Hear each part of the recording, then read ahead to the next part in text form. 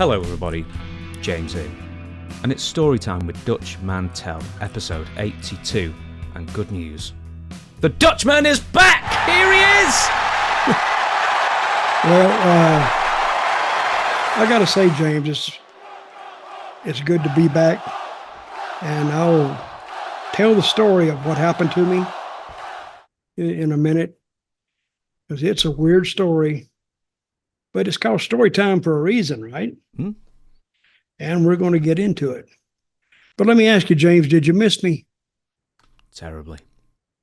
I did miss you. Yeah. I was away for a couple of weeks. I was messaging you back and forth and just keeping updates on you, keeping tabs on you and stuff. And I didn't realize how excited I was going to get when I just introduced you there. I surprised myself how much I yelled. And when I say we got thousands of messages, we got thousands upon thousands upon thousands of messages of well wishes and hope you're doing okay and can't wait till you're back and all that kind of thing. And I can show you them. For like, I did 3 videos of updates on the podcast, and essentially I gave no new information that you hadn't given publicly.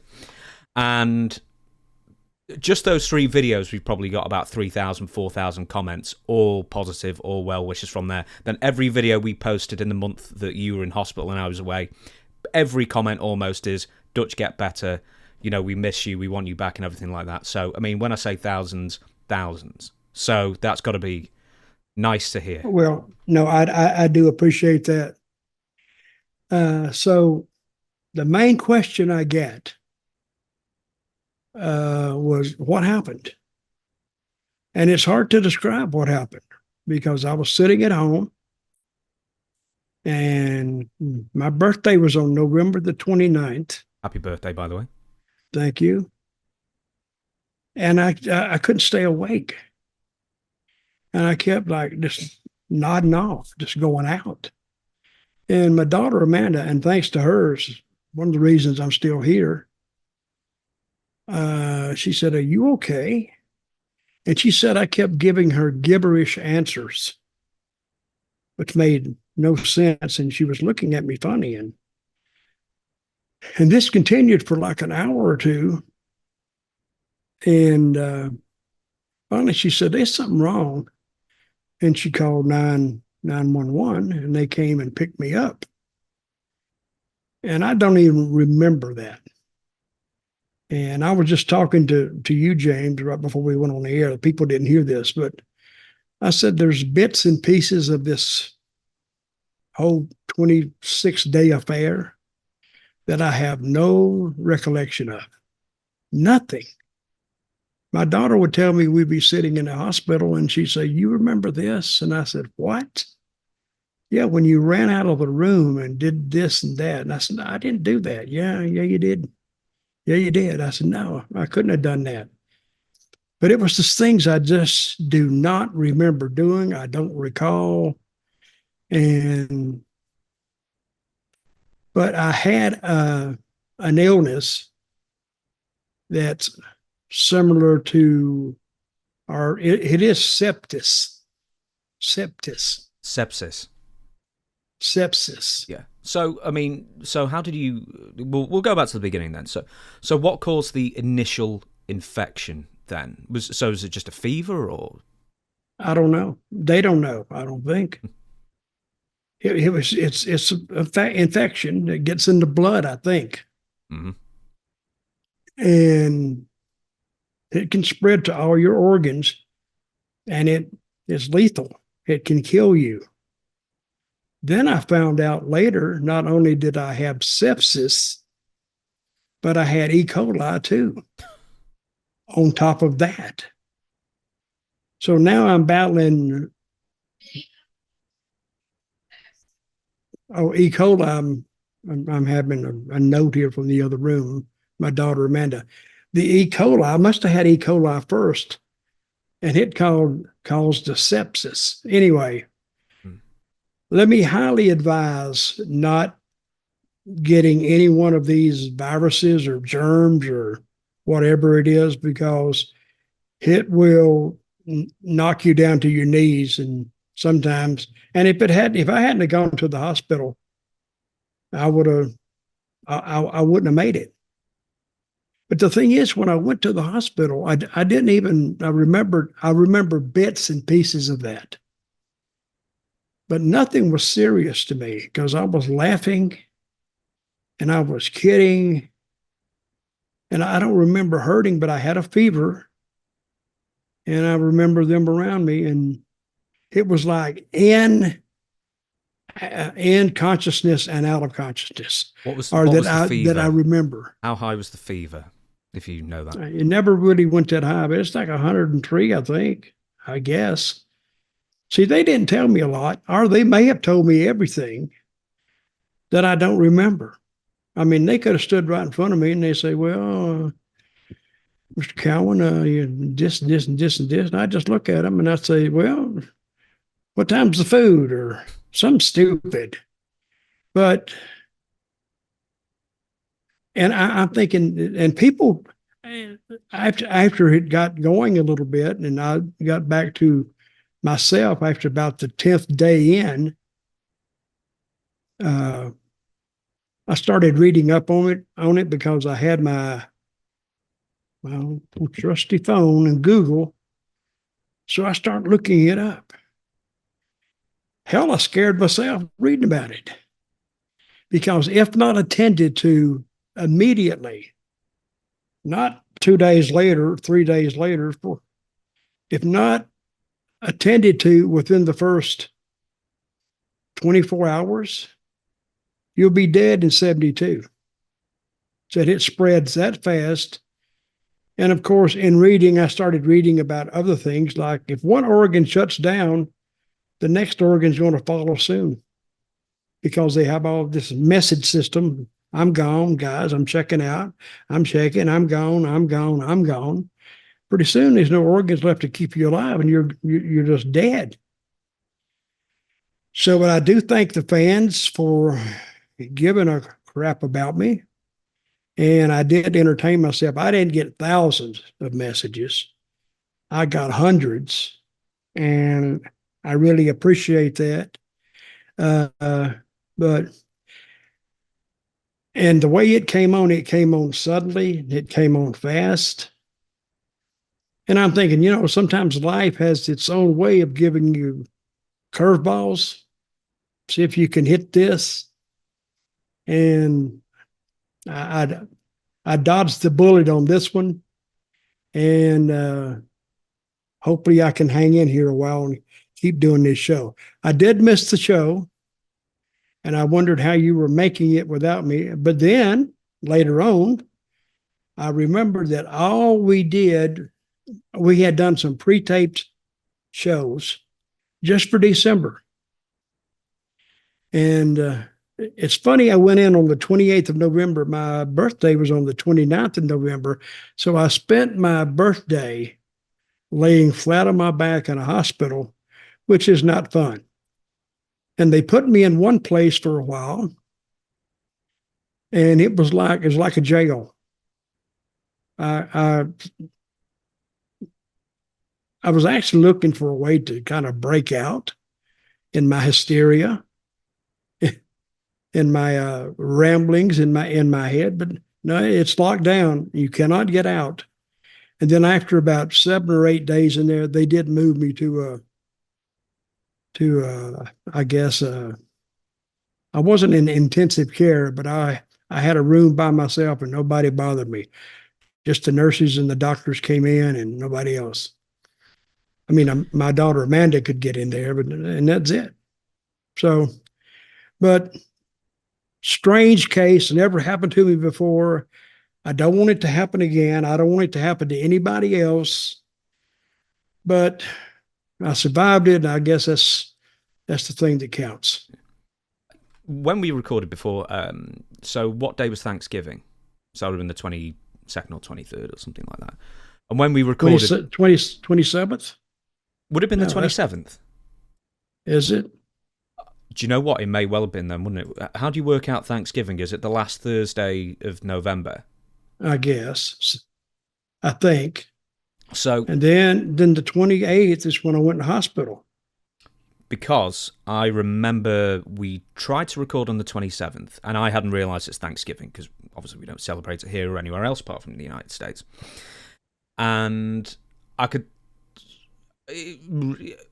I'll put it bluntly, it's the worst show we ever recorded, and I stopped it after 20 minutes because there was clattering around, people making food around you, everyone was talking, and we just thought, it's just not working. And so we thought, well, let's just put it off until the next day.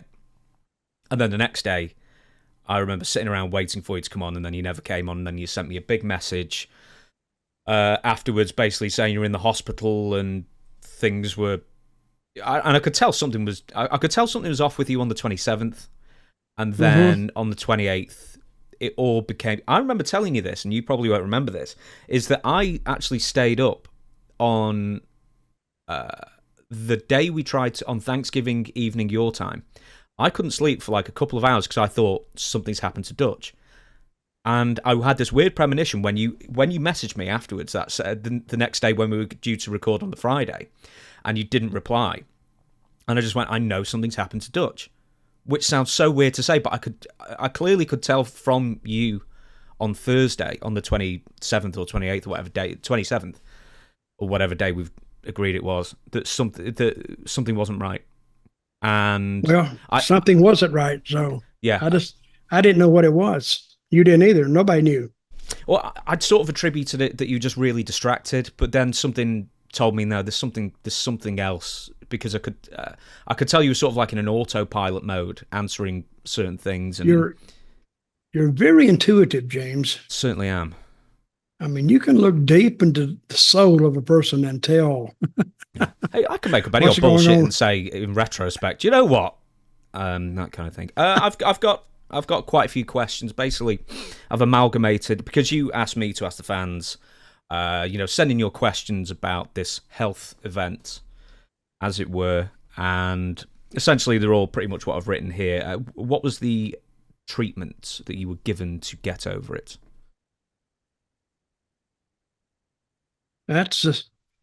I was given medicine every 3 hours. And this is what I don't remember. I was giving a blood transfusion. I said, what? They said, and I do not remember that. I don't know if you remember transfusions or not. I don't know.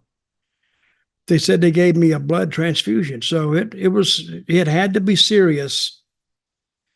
And they did give me, I think I remember, it said I had a 50-50 chance.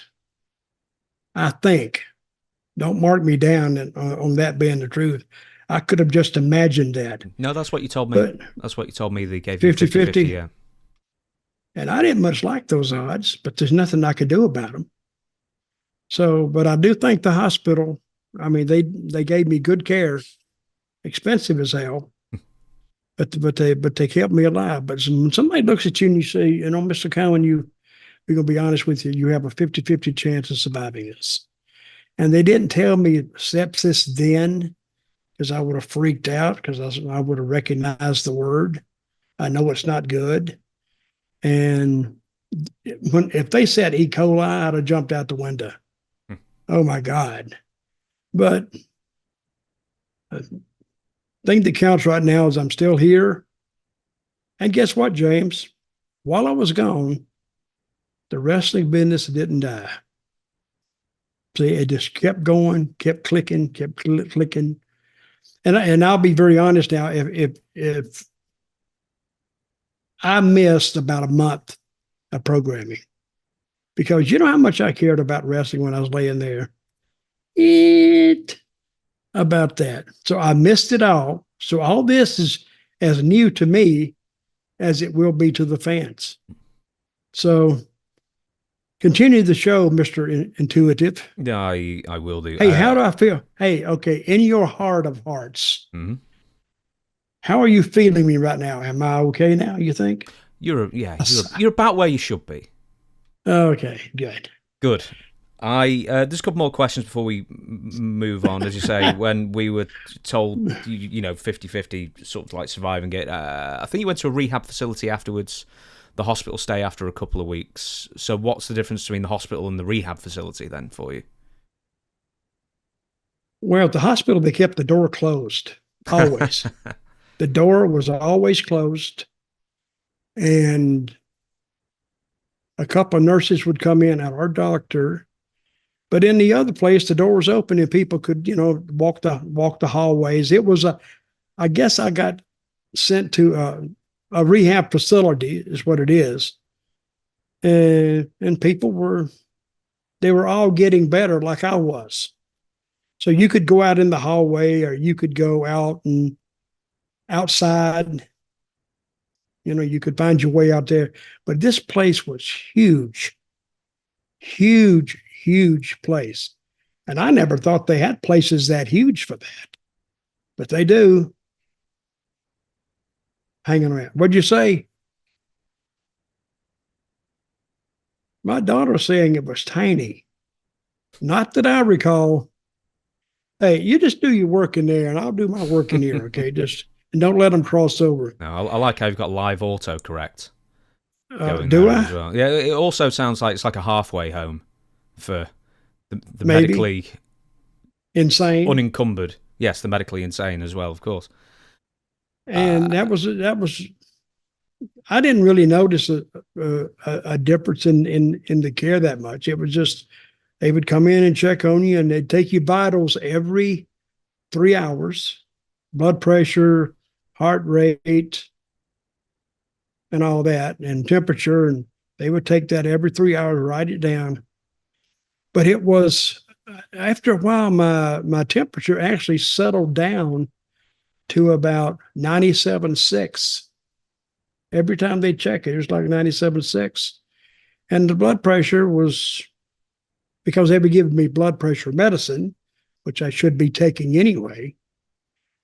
And now when I left, they gave me this big thing of medicine to take, and it lists on it, Monday, take this, and a little box that you open up so I don't get it confused, and I just take that. And I can, and I get a month's worth at a time. So I really can't get it confused that much. Because I don't know about you, but I'm a bad organizer. I cannot organize anything. So unless they give it to me like that, I'm not going to take it. So, and part of this illness may have been self-induced because of me just not taking care of myself. So, but I'm here now, and I recognize some of the mistakes I made, and I'm hoping that I don't make them again. Well, I was going to ask, actually, the recidivism, if you like that word, the likelihood of recurrence. Do you think is there a higher likelihood of you getting E. coli again, or sepsis again, or does you just go back to normal and just sort of chalk it down to a freak occurrence? No, I think once you've had it, you do have a high percentage, maybe, of contacting it again. That's why they preach to me, you have to stay.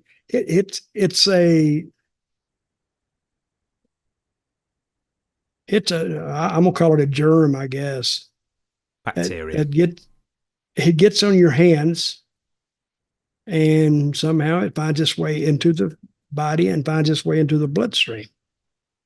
The body is a complex organism, and you just can't understand it by just talking about it. I think doctors understand it. I do not understand it. And I don't even understand what you're telling me. I just understand how I feel. But I'll say right now, I do feel good, and they did a good job. So I thank everybody at St. Louis Hospital in Tampa, Florida, for getting me through this. And if you ever need anything, guys, call somebody else, because I'll probably be sick. Goodness me.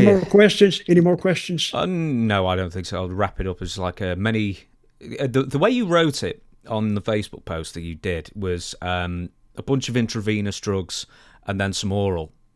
And then I thought, oh crikey, you get some drugs and you get some oral as well. I mean, they must be real. That's what private will Stop it, get James. you these days. Stop it, James. You're too much. No. I think so. And, yeah, I read that back to myself, and I went, "Wait a minute, all right, that was." People would think, "Well, hell, that's not too bad." Maybe. Well, they want to keep you relaxed. They did. They want to give you a reason to keep in the hospital. I think that's pretty much it. I don't think there's anything else we can go for apart from, well done for getting through it. As they say, 50-50. Well, that's roulette odds pretty much. I was on the top side of 50-50, so I can thank God and the well wishes of people to get me there. Thank you. And as you said, now people are going to have to put up with your bullshit a while longer. So I think we will do just that then. So, wait a minute. I don't call my stuff bullshit. That is a quote from what you wrote.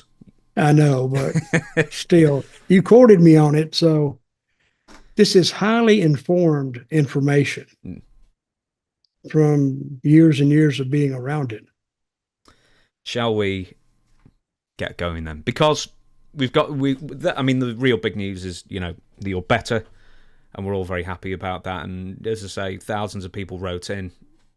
Thousands more, many more thousands more would have been disappointed if the show had ended and you kicked the bucket. So we're glad that you're back. And I'm not good at the mushy stuff, man.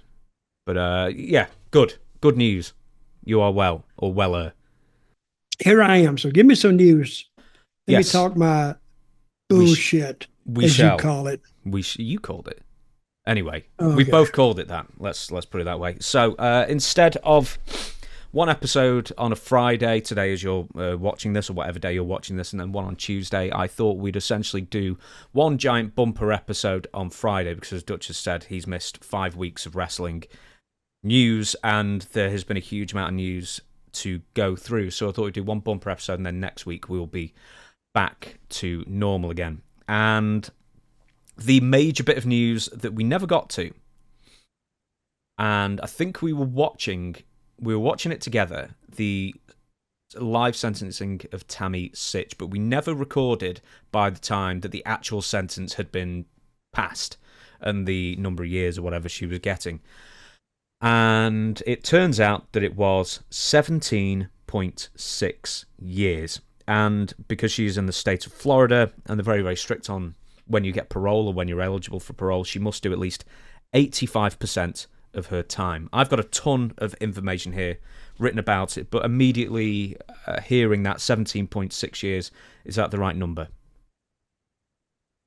Well, is it the right number that I expected, or is it the right number of sentencing years? I think you expected nearer 10 when we last talked about it, and 17. This is what I expected. I expected 15 and reduced to like 10. You know how they do that stuff.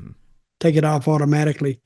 But with Tammy Sytch, I've said this before, she gets no sympathy from me, because she had this man in the state of Florida, which she has already had 4 or 5 DUIs already. She's already served time in Pennsylvania for a DUI. When does it stop? And I've often said it stops when somebody gets killed. So now a man did get killed just sitting at a red light, thinking about what he's going to have for dinner, or he wants to go see his grandchild or his granddaughter.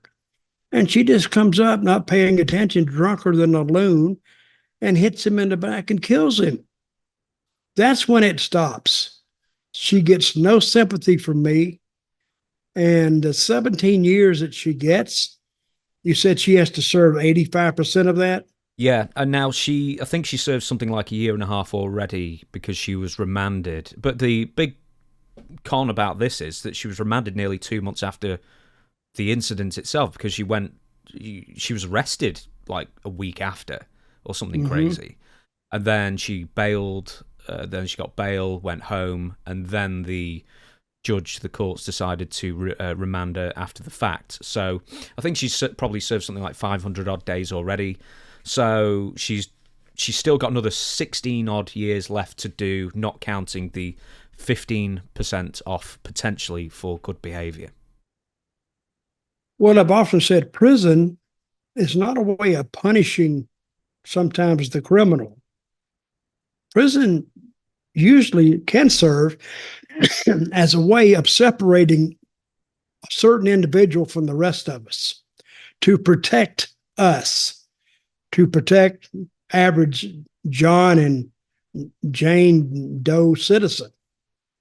Because unless she's taken off the street, she's going to do it again. She would do it again. She would go get keys and be drinking, get out, screw it. I'm going to go drive. And because my granddaughter was killed by a drunk driver that had just been released from prison, and they get absolutely zero sympathy from me. If it'd been 20 years, it'd be fine with me. Because basically what you're telling Tammy is, Tammy, you're not gonna see the streets again. You never are. I don't think she'll. How old is Tammy now? About 50. I actually want to bring up very quickly that this wasn't the maximum sentence that was recommended. The maximum sentence was closer to 27 years. So she actually got 10 less than she potentially could have done.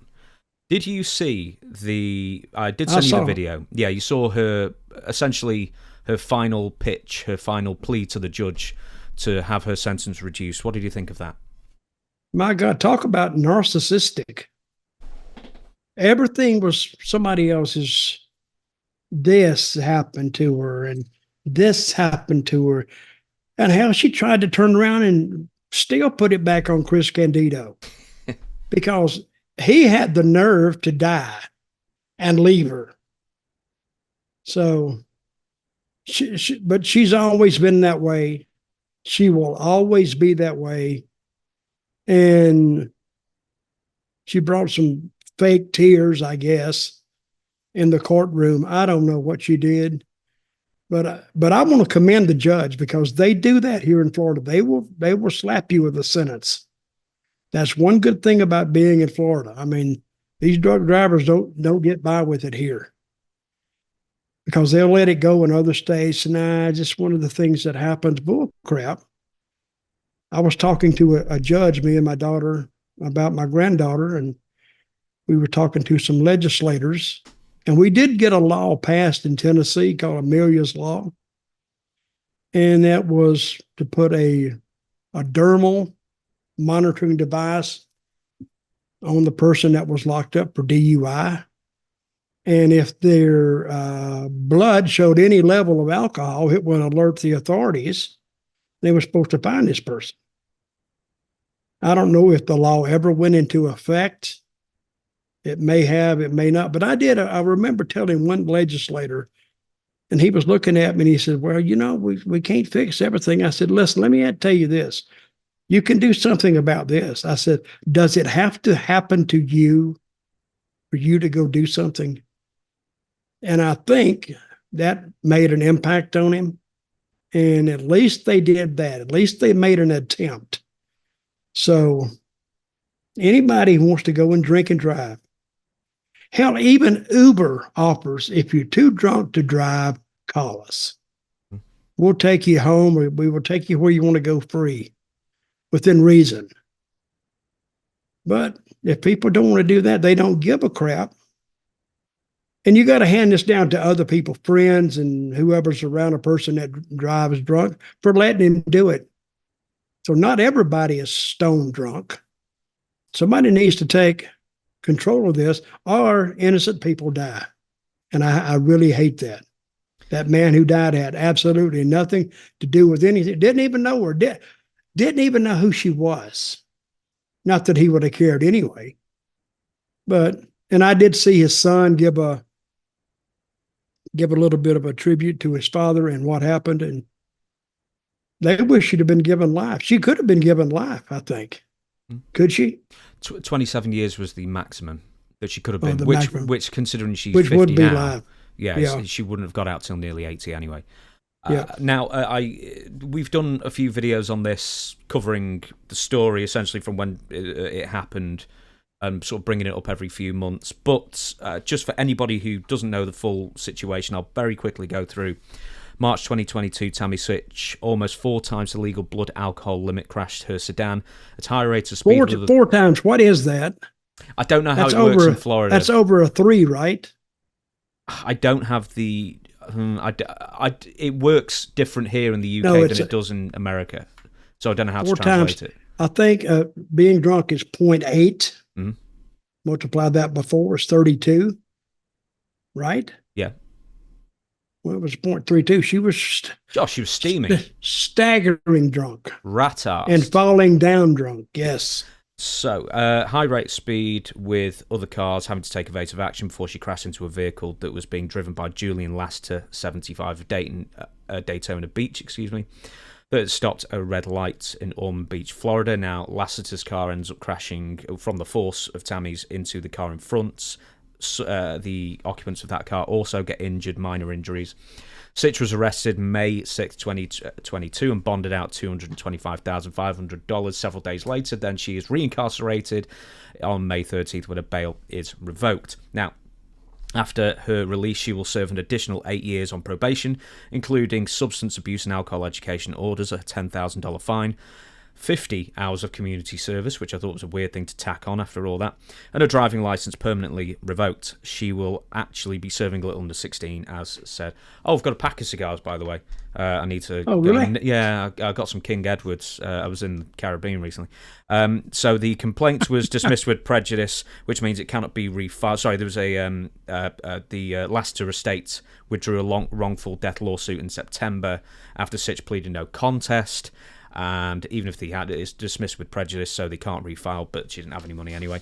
Now, first off, I want to talk about the trial a little bit. I know you saw Tammy's plea to the judge at the end, but there's a couple of things that I wanted to make mention of. First off, that the expert witness that he brought in to testify on Tammy's behalf, the video is just far too long to show, but to wrap it up, Tammy suffers from PTSD and probably CTE, from all those concussions she supposedly received, and symptoms of bipolar disorder and various dissociative episodes, most likely from being drunk and high, I imagine.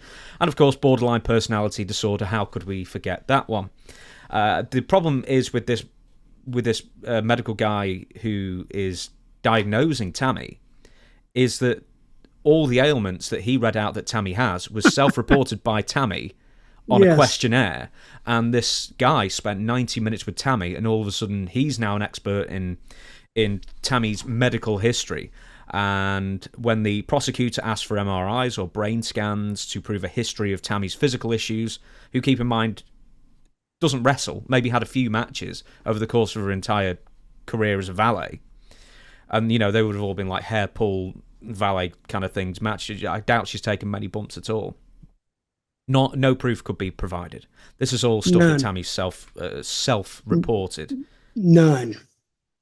To piggyback on what we were saying about Tammy's plea to the judge, I've heard more than once that Tammy exhibits signs of sociopathy, and one trait with sociopaths is that they are very self-obsessed. And as you picked up when you watched the video, boy, she was talking about herself a lot and how it's everybody else's fault where she is. And Tammy's statement was focused mostly on herself, her woe is me life, how everything is everybody else's fault, and most laughably of all, that somehow Chris Candido is to blame for her downward spiral by not only getting her out of medical school, but then subsequently and selfishly dying in 2005. Tammy also claimed that her life went off the rails in 2005. Now, keep in mind, this is Tammy Sytch, who was fired in 1998 from the WWF for drugs, and then ECW for drugs, and then WCW for drugs. This was all... She was fired from ECW for drugs? Yeah, she was suspended. That's pretty bad. They actually suspended her, I believe, for... I don't know if it was for causing a giant fight. But anyway, then she ends up doing a big video on ECW TV where she basically does a teary-eyed monologue about how she's trying to get her life back on track and that kind of thing. And this is 99. Where does 2005 happen where all of a sudden clean-cut Tammy all of a sudden goes off the rails? Well, anybody could have seen this coming. I saw it coming. I mean, I don't think you got to be Nostradamus to see what's going to happen here. She's going to finally run out of control. If somebody else gets killed, and oh my God, it's not my fault. It's not my fault. It's not my fault. Yes, Tammy, it is your fault. And it's time for you to pay up. And it's time for the state of Florida and any other state that you could have been in to protect their citizens by putting you behind bars and behind the wall for 17 years. That means 17 years at least you won't be out there like a speeding bullet just waiting to hit somebody. And that's all it is. It's just a bullet that got fired, randomly. And whoever it hits, it hits. It doesn't pick a target. It could be anybody. So I'm not glad she's in prison, but I'm glad something was done for her. Now, I would like to say she may get in there and realize what she's done. And I think prison does turn some people around. It can, because they got a lot of time to do some turning in, and she will too. So, but I think, knowing Tammy's personality, she won't be the star. She may get the hell beat out of her because she's not surrounded by security all the time. So good luck, Tammy. But again, no sympathy. No, that's probably why she's working her way into becoming a super heavyweight, so she's got more weight behind that punch. Now, collateral damage. That is not funny, James. She's really fat. And I They're feeding her about well that. in Florida prisons, I'll tell you that. There must be a lot of protein in that girl. She's gained weight. She's heavier now. How many weight? She's gained everybody's weight. It's incredible. It's like 4 times the size when she went in.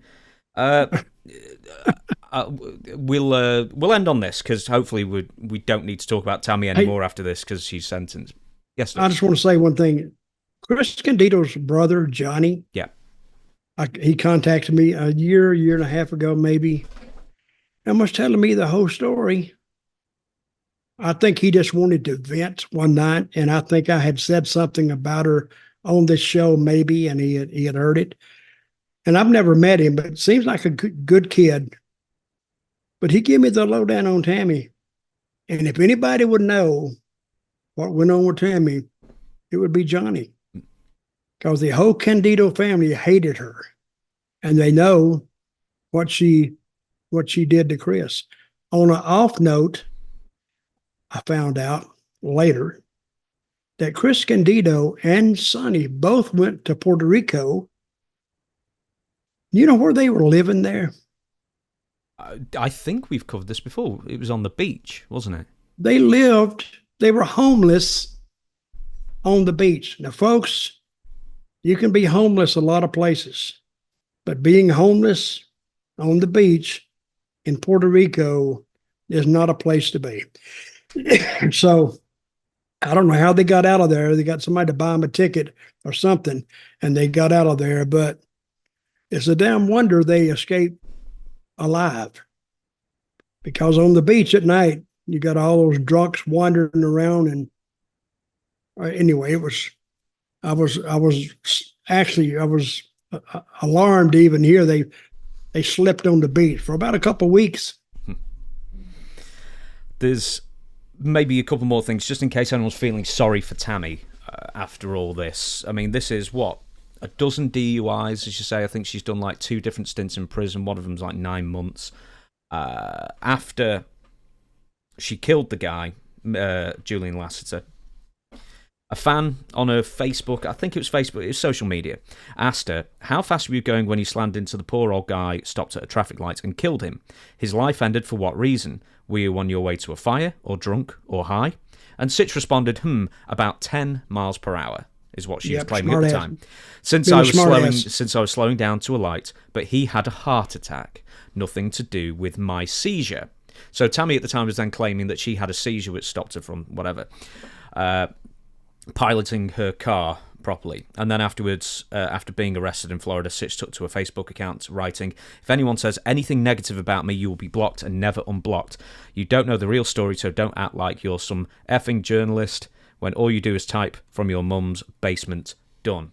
A fate worse than death is being blocked by Tammy, of course, on social media. But no. A seizure. Now, that was the first time I read that. That was the first time I heard about a seizure. Now she's blaming it that she had a seizure. It was not her fault. I don't know. She's beyond help. Prison, I hope, can help her. I doubt it. But at least some citizens will be saved from her drunk driving ways, and that's where she needs to be. Now, next, that was the news story that most people were interested in hearing your take on the last month since we were away. And then the second most interesting story, according to the fans who wrote in, because you also said, what do you want us to talk about on this show as far as news goes? And probably the most popular in that respect was Chris Jericho and the alleged impropriety. Mm-hmm. Now, this is very complicated and also very vague at the same time. So bear with me, everybody. I'm going to have to do a bit of reading. So the following write-up, partially courtesy of SEScoops.com, because it's just really complicated. I couldn't even... The timeline's just a bit odd. Anyway, on the day of AEW's World's End pay-per-view, this is only a few days ago, a troubling allegation dropped about Chris Jericho that could paint him in an entirely different light. When CM Punk and Ace Steel's lawyer mentioned that there was only one person who didn't sign an NDA regarding the CM Punk EVP's brawl-out situation, Chris Jericho then tweeted, "I didn't sign one." When the lawyer replied with, "It's in your employee handbook, unless you have a special one, we can figure it out," Jericho then retorted, "I don't adhere to an employee handbook and have never had one in 4 years of working for AEW. I've also never signed an NDA in my life, ever, so stop trying to be a bully and making egotistical fantasy brags for your clients and start doing some research before you make blanket statements about your buddies, because I saw everything that night," referring to Brawl Out, "including how Lucy and her husband and best buddy acted and what really went down, and since I was in the room and watching her and everybody else the whole time, I know exactly what really happened, and considering you weren't there and I was, maybe you should shut your mark ass up, because what really went down was disgusting." Now... Okay, who's Lucy? I don't know, I think it's someone's wife who was in the room. Okay. They didn't mention in the article. Anyway, it's sort of immaterial. It might have been Ace Steel's wife. Anyway... House of Wrestling's Nick Hausman, this is the real crux of the matter now, later called Chris Jericho out for having people sign NDAs himself on his podcast. This is Nick Hausman's podcast, that got Hausman a subsequent block from the former AEW World Champion. Here's what Nick Hausman had to say originally. "There were issues with Chris behind the scenes where I know a lot of people who were hurt by Chris and his actions.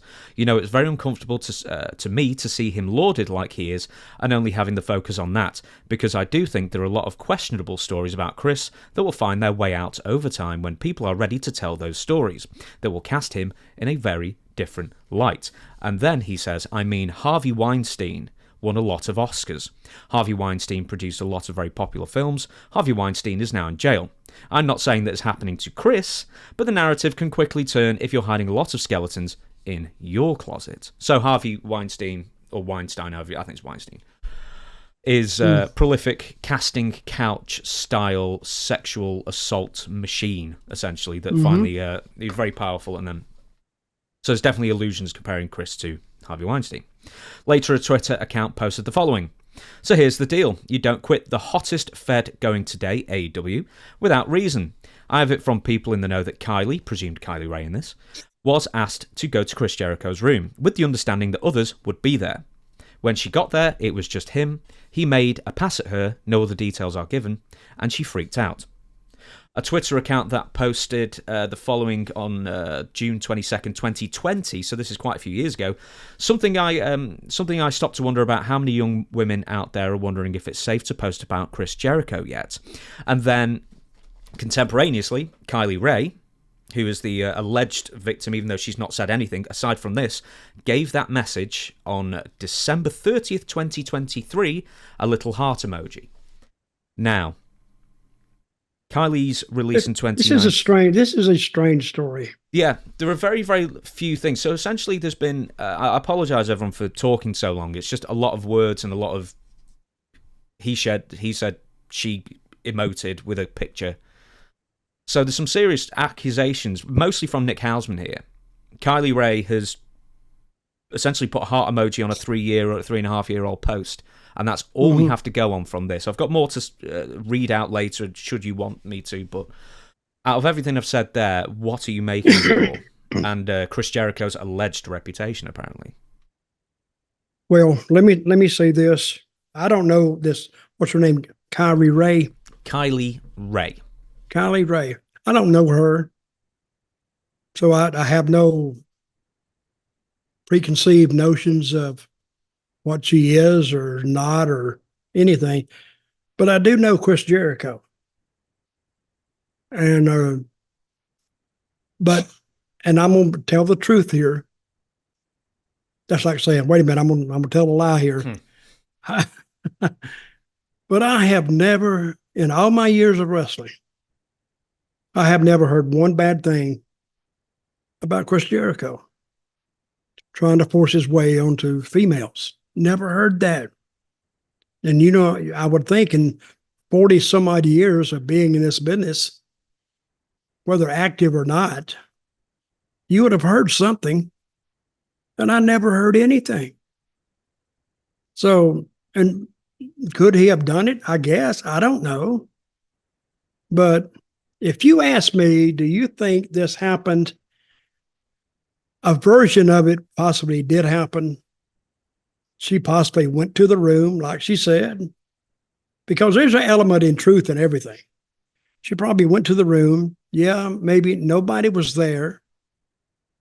He might have made a pass at her, which is usually how it's done, I would think. And she freaked out and she left. But I think she possibly could have added a bunch more to it, or it could have meant more in her mind than it did in Chris's mind. Now, I'm not saying it didn't happen, but I'm also saying it maybe didn't happen. See, if I was on a jury and you brought this evidence in front of me, I don't have anything to convict on. Well, you don't even have a complainant, because Kylie Ray herself has actually said nothing publicly about this alleged situation where she goes to Chris Jericho's room, etc., as read out before. You don't even have a complainant. You actually have a wrestling journalist who has said this about Chris, and then Kylie Ray making a very vague heart emoji reaction to a 3.5-year-old post. So that is all we have to go on at this point still. Okay, who did she complain to? Now, I'm glad you brought that up, because that's the exact next thing I was reading your mind, James. That's what I was doing. Kylie Ray was released in 2019, and then it was referenced by Tony Khan at the All Out 2019 post-pay-per-view press scrum, which I know is your favourite word, with Tony calling the split of Kylie Ray from AEW super amicable. But then she apparently gave Tony, at the time, no indication as to why she wanted to leave the company. Now, following up from this, apparently Kylie does have a history of sort of disappearing from promotions as well, without really going too deep as to why. Mm-hmm. Now, this includes no showing, or it says no showing, Slammiversary, Impact Slammiversary 2022, citing her need to focus on herself, as well as the NWA and other indie dates in 2021 due to having a relapse of alcohol and marijuana issues. And Kylie did post on Instagram after her leaving the AEW that, quote, "Nobody made me leave." And then she follows up with her needing to get herself right, and AEW are a group that truly love wrestling, and that Kylie was not publicly spoken about the allegation directly, and neither has Chris Jericho. So there's so little to go on about this at this point, and they're pretty damning from Nick Hausman anyway. I mean... Well, Nick Hausman, I don't know Nick Hausman either. But folks, I didn't learn this about the podcaster business or the internet business. He gets paid on clicks. That's how he gets paid. The more clicks he gets, the more money he makes. So I'm going to write this down as a non-event. I think Nick Hausman just needed something to write, so he wrote that. But to me, I don't think anything happened. I don't think anything criminal happened. This is just It's just life.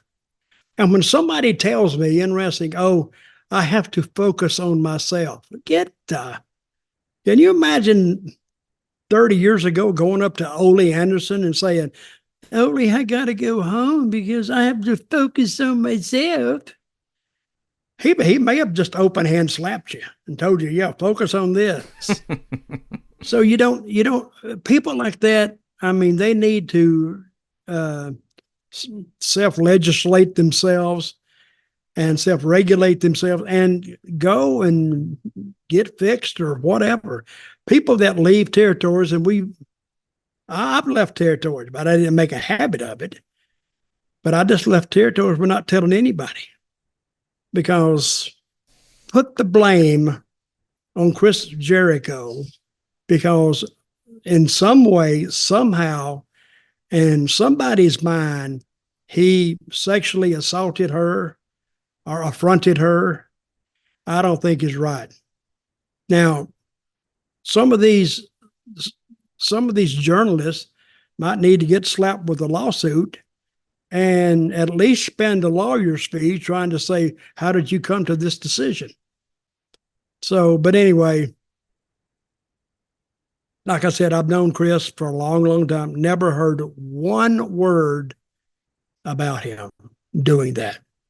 And usually things like that travel pretty fast. With that being said, and I'll be very quick on this, is that obviously I didn't realize how many people just hated Chris Jericho. So I mean, these are all very vague accusations. Well, he is a cocky little bastard. But that's his gimmick, and he's the same way backstage. But you know, this social media thing of an accusation is made, therefore it must be true. And we are not saying it's true or not true or anything like that, but far too many people are too willing to convict and essentially weaponize this against Chris.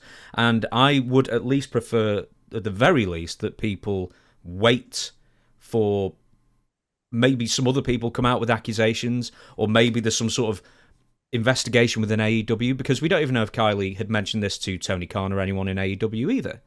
So people were saying, well, wasn't there an investigation being done? Well, could there ever been an investigation be done? And when was this supposed to have happened? I think 2019. Damn. And it's a very young company as well. I mean, I doubt they would have had a disciplinary committee or really been well equipped for that at the time. But who knows, at this point, maybe there needs to be an internal investigation just to vet these accusations. Maybe that's the way to go, at least internally in AEW.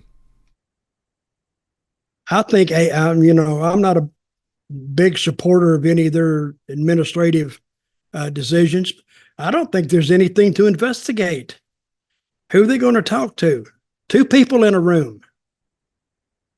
And one knows the truth and one might say the opposite. So who do you believe? You don't have evidence to believe either one. What we got right now is that she went to the room, didn't like the vibe or didn't like the temperature, and she left. That's it. And if she didn't like it, she got up and left. But to me, it doesn't sound like Chris. It doesn't. We'll move on. Now, AEW, we're sticking with AEW, has lost a lot of backstage staff in the month you were away. So I'm going to read out all of these. Stop me if you want to talk about any of them specifically. But TV post-producer Kevin Sullivan, not the wrestler, but I think he was doing like the video packages and stuff like that. He ran the video truck and yeah. I work with him in TNA. Yes, I was going to say, he jumped from TNA. Very good at his job. He was fired by co-executive producer Mike Mansouri. Supposedly, this firing was very unpopular with everyone within AEW.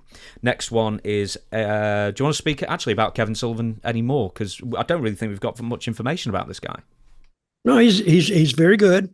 He got with TNA in their early days, and he was at every TV taping, and he ran the cameras, and he didn't necessarily run the truck, but he ran the cameras and the video recording, and he was great because he understood what he tried to get accomplished, and he was good at it. So I don't know, how did he run afoul of the machinery at AEW? What did he run into? Well, that's the thing. We'd love to know. But he was fired, and Tony Khan did not contest the firing. So clearly somebody didn't like him, and clearly a lot of people really did. So apparently he's ran afoul of somebody high up that had an issue with him for one reason or another. I think he may be the only firing here. Well, I'll say one thing. Kevin will say what he believes in. I had one run-in with him one time, and I had shot this video, and it was one of these things like, shoot it here, and you get a vision in your mind where it's supposed to go. And I had this end shot to where I wanted it to end like this. He took it out, and it aired with the shot out.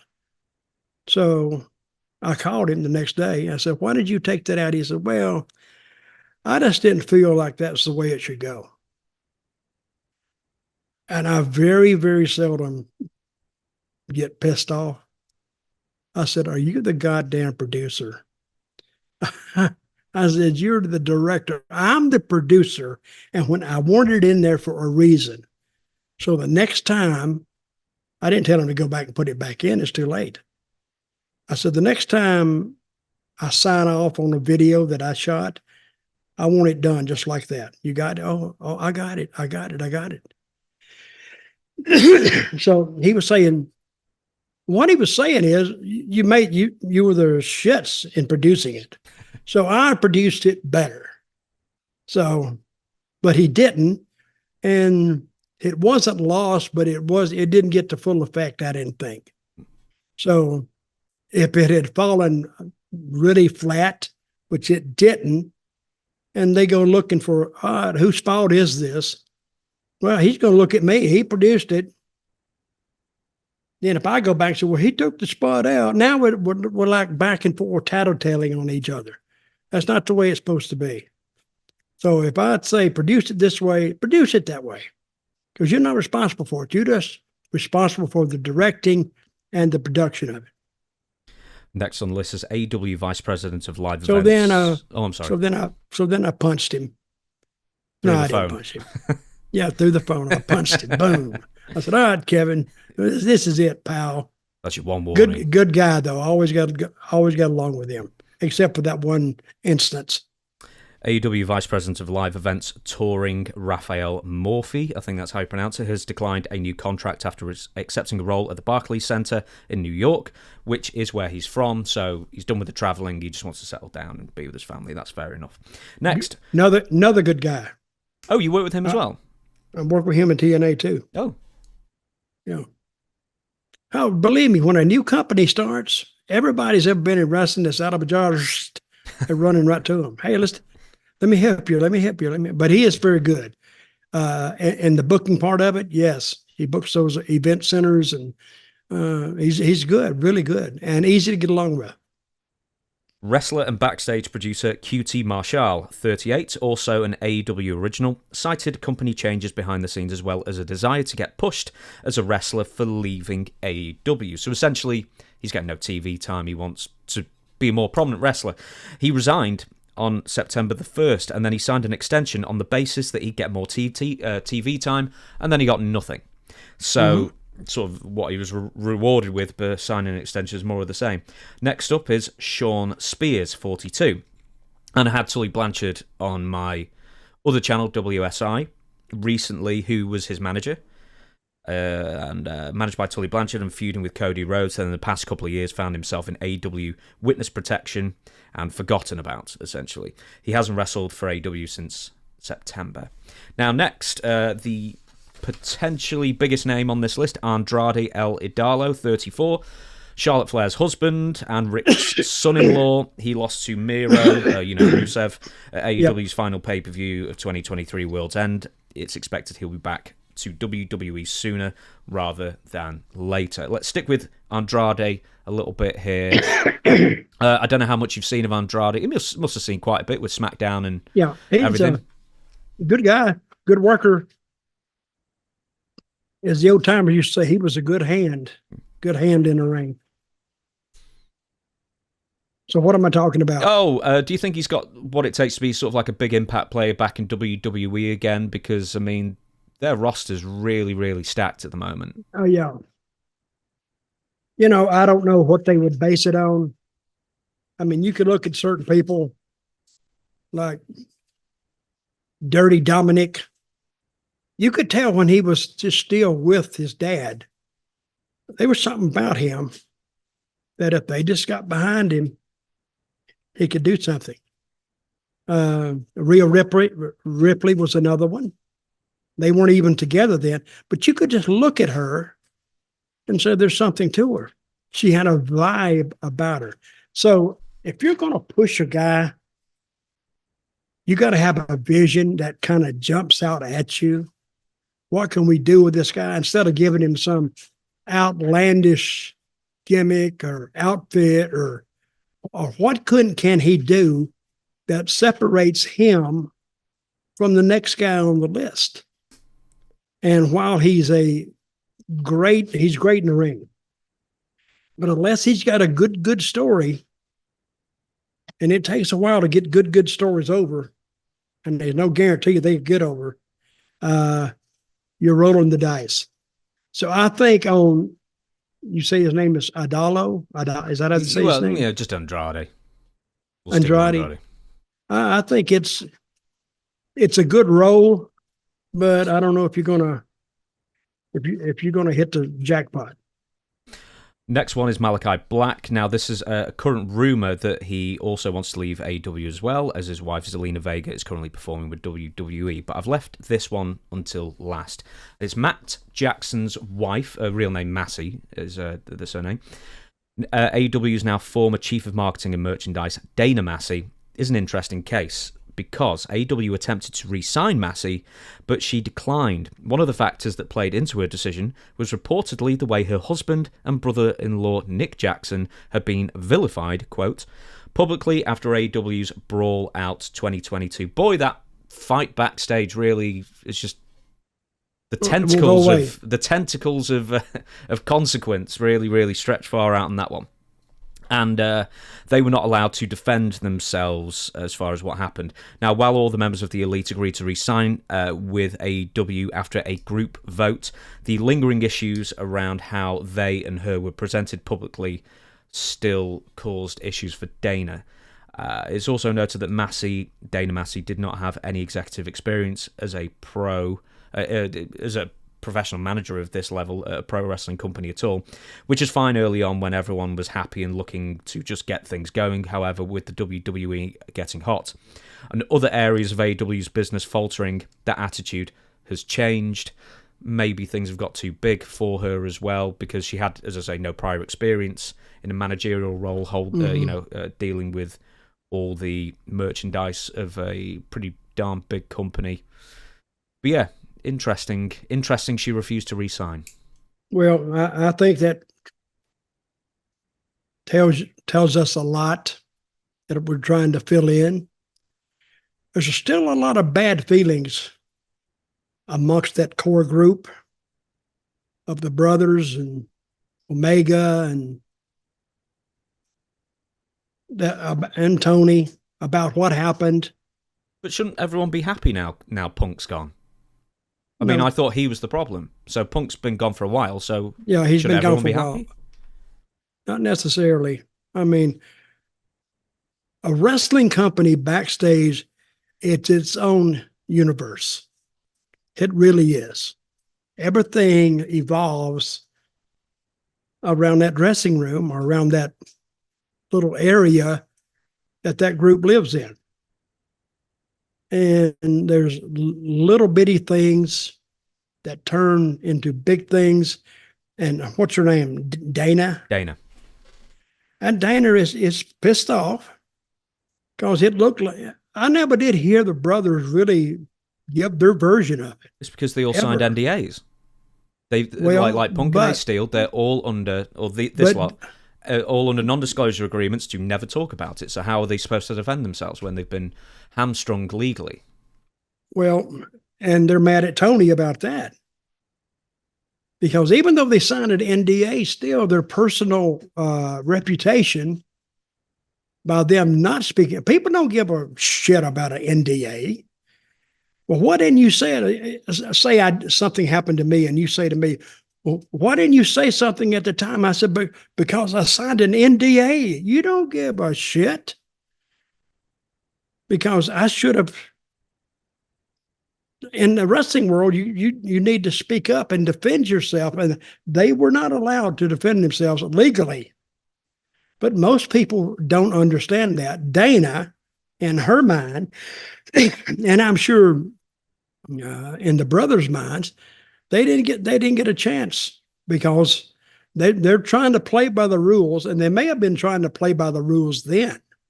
It just got, I don't know, taken out of context. I don't know what happened. I don't really give a crap what happened. But the whole incident, it was blown out of proportion. And if you really think back on it, I think it was a master play by CM Punk. Because who benefited from this? Punk, and that's it. Who's in Madison Square Garden right now? About second from the top, third from the top, CM Punk. I think he wanted to get fired. I don't think he'd like. I think when he left WWE, he had plans of going back and mending fences, and it takes time to do that. So he went over and played Tony Khan. And Tony played along like a little lapdog. Yeah, oh yeah, great to have you. Oh, look what we got. We got CM Punk. And he wanted to get fired. He wanted to get run off. And now since he made, and what did this do to, excuse me, CM Punk's reputation? It just grew. He's the misfit. He's the boat that don't fit in. So it was great for his character, great for his image. And so now when he hit WWE, hey, he's back to where he wanted to be. He's not around that other company anymore. Remember, they got that extra hour on what network was that they wanted CM Punk? Oh, now we're going to talk about that later, so I won't spoil it for you, but it is Warner Brothers Discovery. Is the parent company of various channels, including TBS and TNT. But CM Punk did help him from a while, and I think he got over there and saw that it was being run by basically non-wrestling people who understand wrestling a little bit, but not enough to go 52 weeks a year and 12 pay-per-views and go on international tours. And that's very easy to see. If you've worked for WWE and you step into the AEW world, the first thing you're going to do is compare what they do with how WWE does it. And it's worlds apart. But anyway, I don't blame Dana. I think she was tired of it. I don't know how much money she made. They probably don't need the money. And do they have kids? Her and who she married? Which one of the brothers she married to? She's married Matt, but I don't know if they've got kids or not or anything. But I think at least one of the Young Bucks. I don't know if this is just my suspicion or if it's been confirmed. That, as you say, Kenny Omega, the Young Bucks, and I think Adam Page, or maybe there's a fifth one I'm just forgetting. Yeah, I think it was Adam Page. All took a group vote to stay to AEW, but I think at least one of the Young Bucks, this is maybe just me guessing, would have rather have left. And maybe it was Matt, because now his wife's left, and maybe he's unhappy, but there's pure speculation on my part. And maybe it's just to make a point, and she's probably tired of dealing with it anyway. She may be tired of dealing with whoever she's dealing with. What does Tony Khan do all week? Sit around and think wrestling? Maybe. It'll drive you nuts. Well, it must have driven you nuts. I mean, I know you didn't do that in Puerto Rico, but with Impact, it must have driven you nuts to a point where you've just got to sit there and think all day to come up with stories for. But you're thinking about the same people. We were looking at this list one day, and there was Jeff. He was sitting there, and he was looking at this list, and Vince was looking at this list. And we were trying to come up with a pay-per-view 3 months down the road.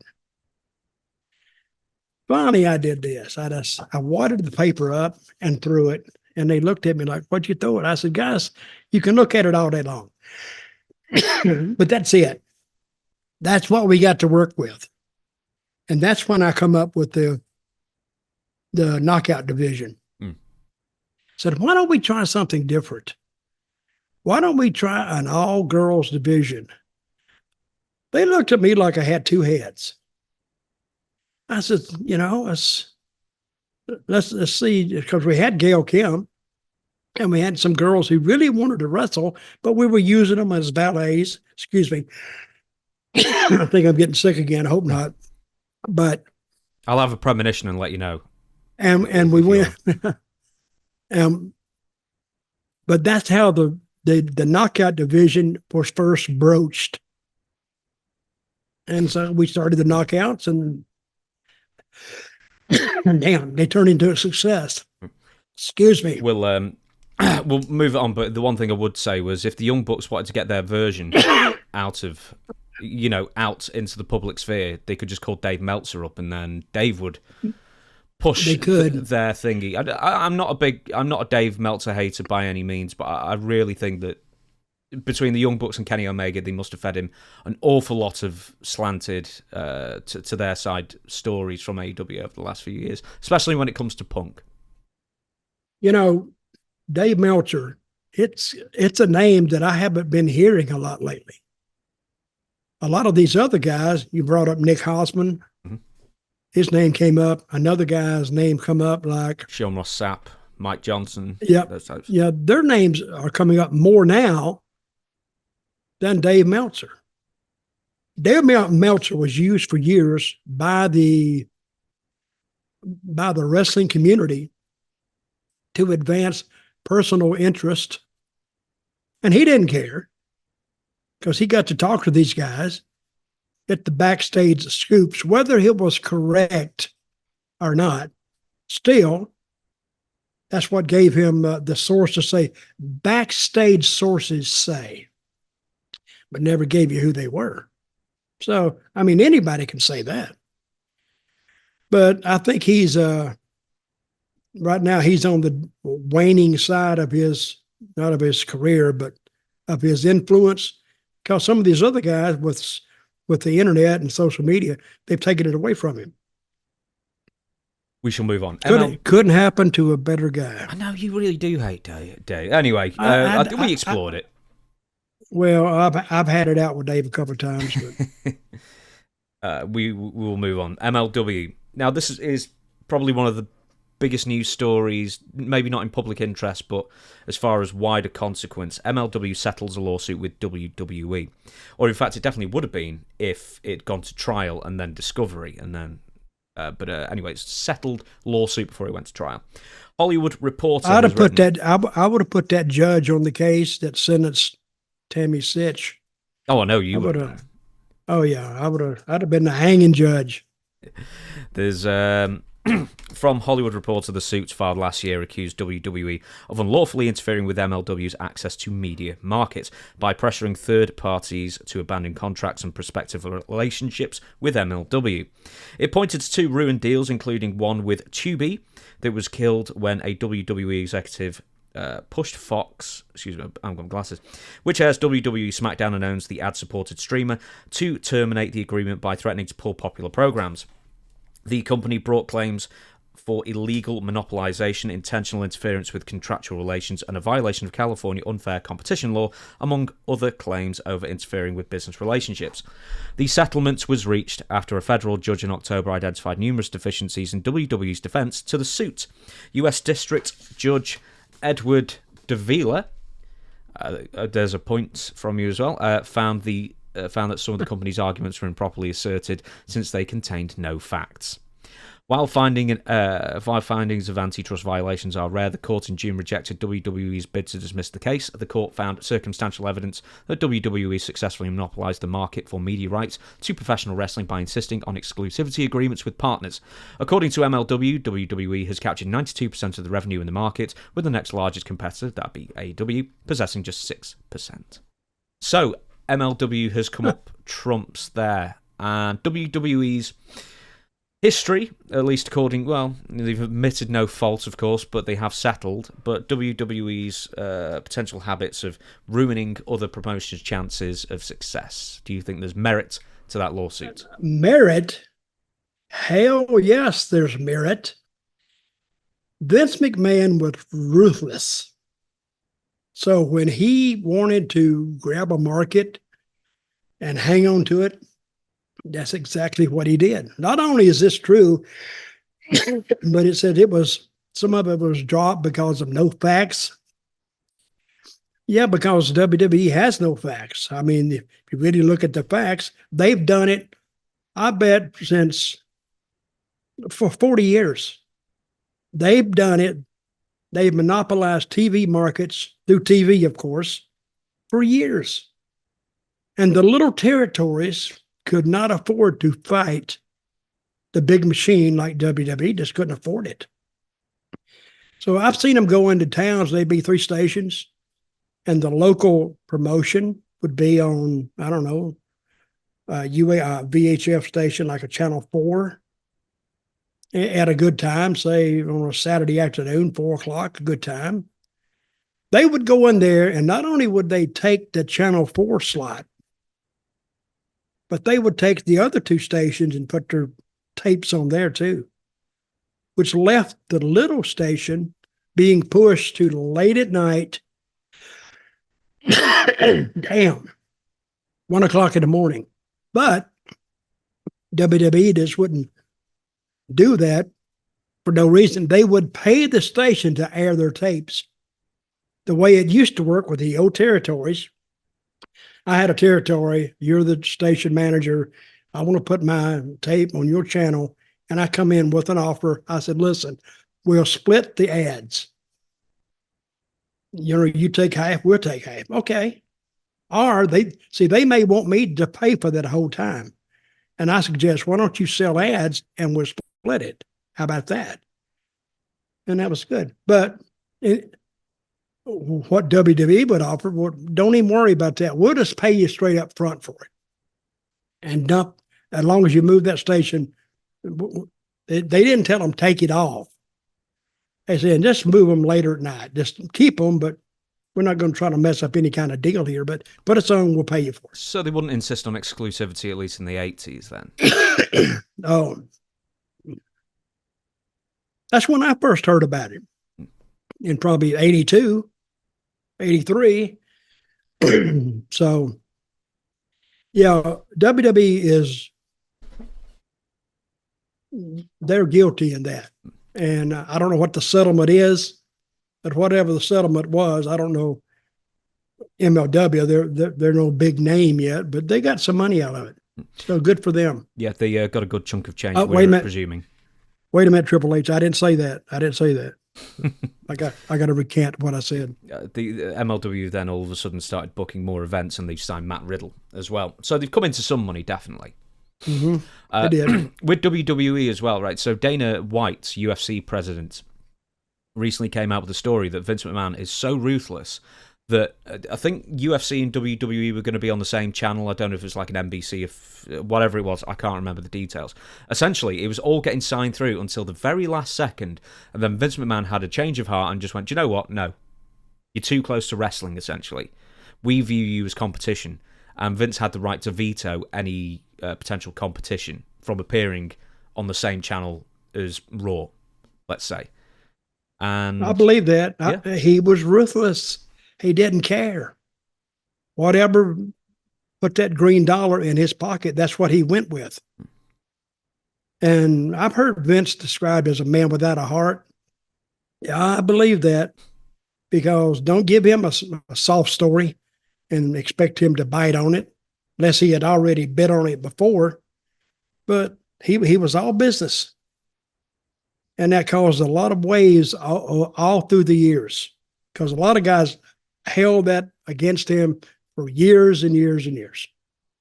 Now, this sort of goes into the next story, because I was going to mention the NWA. Now, we talked about it at the time. There was the thing with Jim Mitchell, where it was attributed that he did a bit of the old sniff on a pay-per-view, and that may have cost the NWA appearing on the CW network. Now, we don't know that for certain. That's what people are surmising.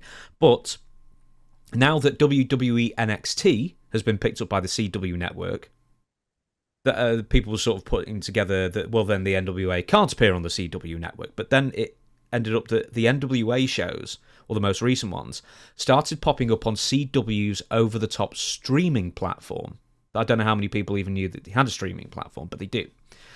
So now CW has both NWA on the streaming side and NXT on the broadcast television side on sort of the same channel in that kind of sense. So I'm wondering if that's been let go because of the MLW lawsuit. Because if they then barred CW from appearing anywhere on CW's platforms, then that would surely bolster MLW's case even further. You know, James, what you've just asked me to do is actually think about something. And when it comes to streaming, I'm lost. If you stream something, it's like saying, go out in the yard and set up a TV, and whoever drives down the street can see what's on the TV. First of all, I don't know anything about it. That's a legal issue. So I will let the lawyers deal with that. And I'll just and I don't even watch streaming at my house. I don't even know what streaming is. It's like Netflix. I don't care. Some zone that you watch Netflix. I do watch it. I do watch Netflix. So that is streaming? Yes. That's movie on demand, right? It's basically TV shows and movies on demand, but it's streamed through your broadband internet connection rather than like a cable wire. So streaming platforms in America would be like Disney Plus and Netflix and Amazon Prime and Hulu, and that they're all streaming platforms. Oh, well, so it's not that like straightened it out. Well, there you go. That explained it. Can't believe you never knew that before. No, I that just went like this. Peacock is a streaming network because it's all on demand online coming through your internet. Oh, I hate Peacock. Oh God, it's awful. They've switched. WWE Network has switched Peacock. But basically, we've now got the same interface for WWE Network as Peacock over there, and it's awful. You can't search for anything, and just everything's laid out so terribly. Anyway, we'll move on. NWA cutting expenses now. Shortly after you ended up in the hospital, it was suggested, rumoured, etc., you know what the kind of thing is, that Billy Corgan's NWA, and also a promise of getting onto a top 20 network, as just explained before, was sort of, it quasi came true because NWA ended on CW's streaming network, but didn't actually end up on the CW TV as well. I know we're not going to get onto the streaming thing again. But now NWA episodes are on CW Network, which is far less watched than, let's say, YouTube, which is where they were on beforehand. And we don't know how much they got paid. But apparently, NWA's budget's been cut right down, from like hotels to the wrestlers and everything else. Just the budget's been slashed right down. Especially because Billy Corgan's putting his own money into this. And he also paid for a second show, for a reality-based show behind the scenes of what goes on putting together an NWA show that now has nowhere to be. Have you seen that? Have you seen the reality show? No. Is it out anywhere? I don't know, but who's in it? Well, I don't know. I'm not even sure it's on the... I don't even think it's been out yet. I don't even think it's been broadcast anywhere. So it's already paid for, and it's not even got a platform to be on at the moment. That's good. That's good. See, when you talk about streaming and platforms and all that, I'm lost. Just tell me what you put on TV and do I like it or not? And would it draw? Well, it isn't on TV, so you can't even tell us if you like it.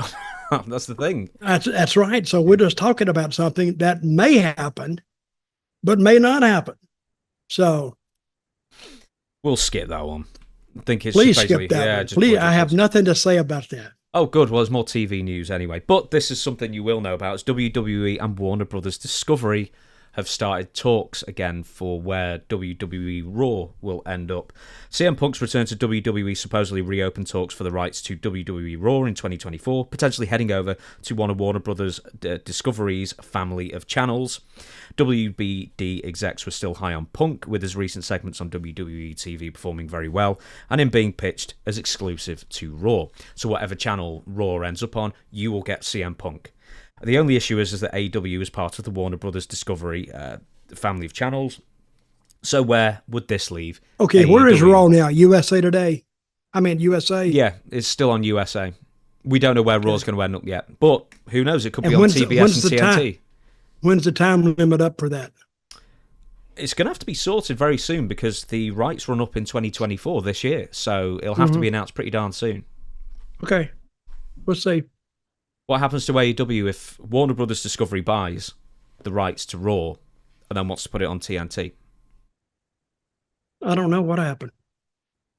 See, that's TV business. Again, I'm not familiar with that world. And I don't even know if I would be interested in that side of it. Because I want a product, I want to watch it, I want to promote it, see what it does. When you talk about this station, this is draw this draw, here's your demographic, I'm gone. That's the most interesting thing to me. I love the business of the business in that sense. Then you need to get in that side of it. Okay, or you need to be talking to somebody who knows what you're talking about. I don't even know what you're talking about. And to me, it never was interesting to me to even talk about that driving up and down the roads with guys. We're talking about guys getting drunk and this, that, and the other. You know, we didn't dwell in the recesses, in the world of ratings and demographics and age limits, and we just didn't do that because none of us knew what we were talking about anyway. Let us move on then. Right, Kenny Omega out indefinitely. So did you watch the final segment with Kenny Omega when he did that promo? Yes, I did. Give us a review of that first. I mean, we'll talk about Kenny Omega's health issues first, but the final promo that Kenny Omega did before he ended up in the hospital, did he look just completely out of sorts to you? Was it just not going well? What happened? It was an interview that wasn't terrible, but it wasn't good. It wasn't really focused. I don't even know what was accomplished by that. It was just Jericho in the middle of the ring saying something about, I haven't forgot what he's talking about, Calgary Jets or something. But it's not an interview you're going to remember. Let me say that. And nothing happened out of it. They just left, did the interview and left. I don't even think the crowd there that night knew what they were talking about. Oh, the Winnipeg Jets. Yes. And I think the Winnipeg Jets, I think that's the hockey team, is what I think. But I don't know. I don't follow hockey either. Maybe it was that tag team name. But that interview completely missed me. So essentially he was out of sorts, Kenny Omega was, and it was attributed to his health issues. But I did like the way he was dressed. Shorts, shoes, whatever. He didn't. It was Superstar. like he came from his living room out into the backyard. That's exactly what he looked like. And apparently something had happened the week before between those four, and they were talking about that. But they didn't even run a clip of what happened, did they? No. So I don't know. If you missed the week before, then you don't know what they were talking about. Not only had I missed the week before, I missed the whole month before. So I have no idea what they're talking about. So I think armchair Twitter investigators and such were sort of partially putting Omega's weird promo performance there to his health issues, and he eventually went to the hospital because he was in too much pain to ignore and was not only told that he had diverticulitis, but he was close to suffering terrible, terrible consequences due to a late diagnosis. So not weirdly not too dissimilar to what you went through, in a sense, that he was given very poor odds of really getting through it. And essentially 50% chance of death he was given if he had left his health issues any longer. Diverticulitis is what he was diagnosed with. Famously, it's what Brock Lesnar ended up getting when he was in UFC. I think probably as UFC champion, and that was really devastating to him. He had to actually surgically remove part of his intestines, I think. So, I mean, it's wow. Yeah, it's a terrible stomach ailment to have. And Omega was sort of attributing his pain to maybe working out too much or just a bad diet, or he also was getting bloating as well, which he said, I must have screwed up on my diet. But no, it was diverticulitis. Well, how is he now? Recovering, they caught it just in time. But it's going to be a long time before he's back in a ring. Well, hope he doesn't go back too soon. So, hey, us wrestlers live in a world that we live in a world of make-believe. So sometimes when you get a health diagnosis, you go, I'll be okay. I've been okay through everything else. But sometimes you're not okay, and it makes that one bad decision and you're done.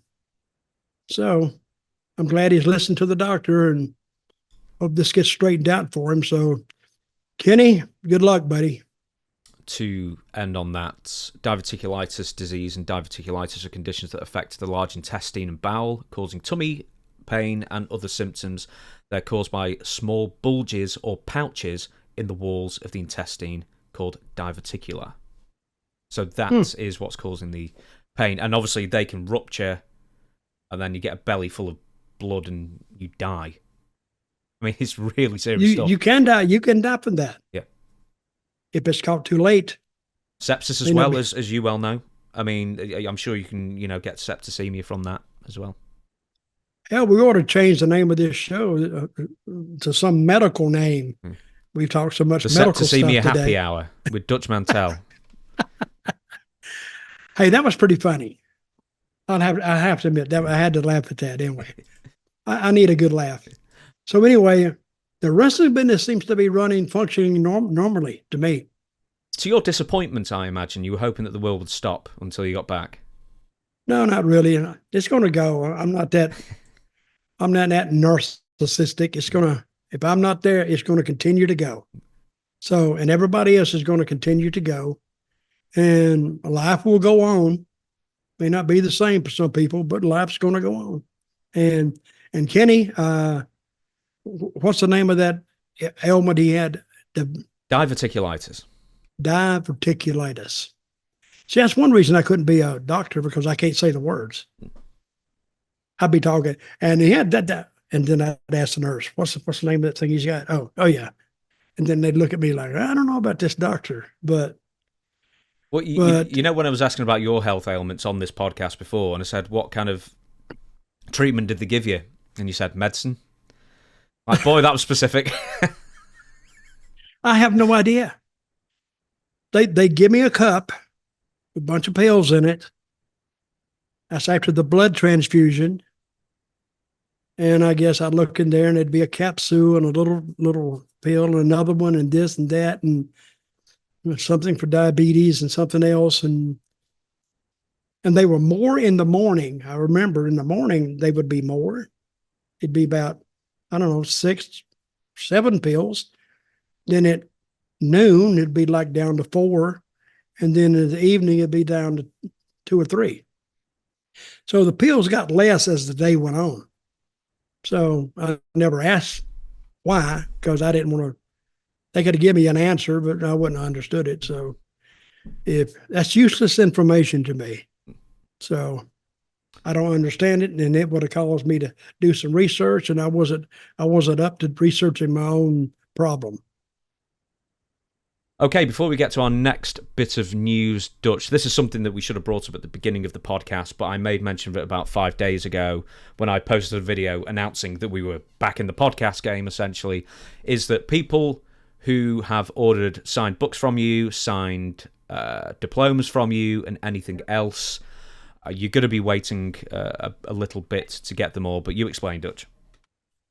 Well, one thing I hate to do is get behind on stuff. I hate that. But my being in the hospital, I had no choice. And I'm still having people write me, "Hey, where's my books? What's going on?" So please, just bear with me a little more because I'm kind of doing this by myself. And Amanda, she has a job. She can't help me. But I'm getting it to you as fast as I can, and I'm printing diplomas.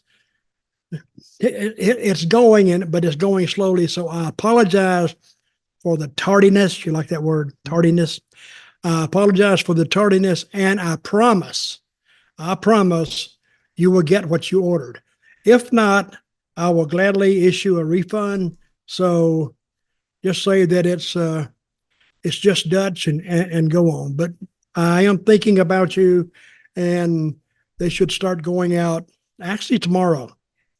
Are you taking more orders at the moment, or are we having like a moratorium for a week? Or no, I'm taking more orders, yeah. But all they can do is just join at the end, but it's getting caught up. So, folks, the ones that you have ordered, and what's the guy's name in the Bible? Job, or what's his name? The patience of Job. The patience of a Jabba. You will end up with signed and delivered my books or diploma. And I had some diplomas right here, but I don't. Well, while you look for them, if you do want a diploma or books signed, you've still got mine, for goodness sake. There it is, right there. And you haven't signed it. But if you would, well, yeah, I'm not. That is true. I haven't sent you my address. I haven't put the stamp on it either, by God. But so you send me your address and I'll send it out tomorrow. If you want a signed book from Dutch Mantell, he has two, The World According to Dutch or Tales from a Dirt Road. You make, or in fact, the diploma that you just saw on the screen, signed, dedicated to you and signed by Dutch Mantell and the Provost of Dutch University, Zeb Coulter. You make your request at Dirty Dutch Mantell with 2 L's at gmail.com. Make your request there. But know that it's going to take a little while to get to. And because I actually said the wrong email, started to anyway. If you've got questions, we're not doing a question episode on Tuesday. We're going to wait till next week because of so much news. We do it, you do it via email at questionsfordutch@gmail.com. There we go. It's your daughter yelling. No, she's in her. She has a thing called a job. Like you ever see Dobie? You ever see Dobie Gulas? Never heard of it. Yeah, but somebody would say job, and there was a guy on there that played the role, and he went job. He never would get a job. So anyway, but can you still hear her? Oh no, you're fine now. Oh, okay. Shall we continue with this massive pile of news? And the next one on the list we were talking about before, Kenny Omega, who's out indefinitely with diverticulitis. Bryan Danielson also suffered a couple of different injuries. One was to his arm, and then more recently he suffered a broken orbital bone because, but here's something else though, is that because reasons that nobody can fathom, he was told that the company needed him, and he's basically returned to wrestling too early. Now he's given himself a self-imposed time to retire at some point this year, probably around the Wembley show in August, I imagine, but who knows. But he also tweeted about his upcoming match with Okada at Wrestle Kingdom 18 for New Japan, which I think is happening either today or yesterday as we were recording this. Danielson referenced the last time they wrestled in AEW, and he also said this: "And because I wrestled for another 10 minutes with a broken arm, and because I fought through, I couldn't hold my son for 2 months. I still don't have full strength in my right arm because I did come back a little bit early, because I came back when people needed me to come back." So it seems that Bryan Danielson is getting injured a lot and then returning too quickly constantly. Well, there's a lot to be said for a guy with an attitude like that. He does what needs to be done regardless. And by him to say, I'll come back, but I'm not ready. And as everybody knows, I broke my arm, which that kind of lifts him in status level with me, because a guy that'll do that, because he's a guy that I was reading about when he was still on the independents. And wrestling was everything to him. Everything. Now, I think to be successful at a lot of things, you have to just devote your life to it. And he did that. Personally, talking for myself, I never had that attitude. I said, it is what it is. And you tell me to get in the ring and go 15 minutes. Okay, I'll get in the ring. I'll go 15 minutes. But I'm not going 20. I'm not doing 25. I'll do what you ask me to do when you ask me. But if Bryan would get in there and he didn't have any time constraints, they tell him to go 15 minutes, he might go 30, but it'd be a great match.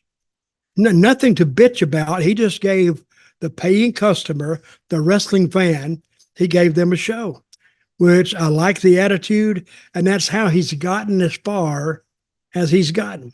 When they first put the title on him, in WWE. Yep, in WWE, it went on and on and on, and that became his trademark. I'll do what has to be done. And he got people's respect. So anyway, I think that I've been in house shows with him, and when he would finish wrestling, the people would stand up and just shake their head like, wow, boy, he reached down and pulled it out of the bag tonight. And that raised him in everybody's eyes that he's a guy that will do what has to be done. My hat's off to you, Mr. Bryan, because I think you're the epitome of what great wrestlers are, or one way to get there. You got to devote your life to it, and he did. So good for him. The other thing I wanted to bring up is I mentioned the orbital fracture earlier. And is that right here? Yeah. Ooh. It's not a fun one. Definitely not. And see, I've never been hit here. No? Because it's hard to get hit when you're like this. I was going to say you don't recommend it. I don't recommend it. You're turning your head away, so anyway, and putting your hands up. Offering money with one hand. Someone said, put your hands down, I can't touch you. I said, that's the reason I'm putting them up, you moron. But you'll see, if you're watching the ring sometimes, a guy that puts his hands up, that means the other guy's very lax in his delivery because they don't want to get hit. I don't blame them. I don't blame them. Go ahead.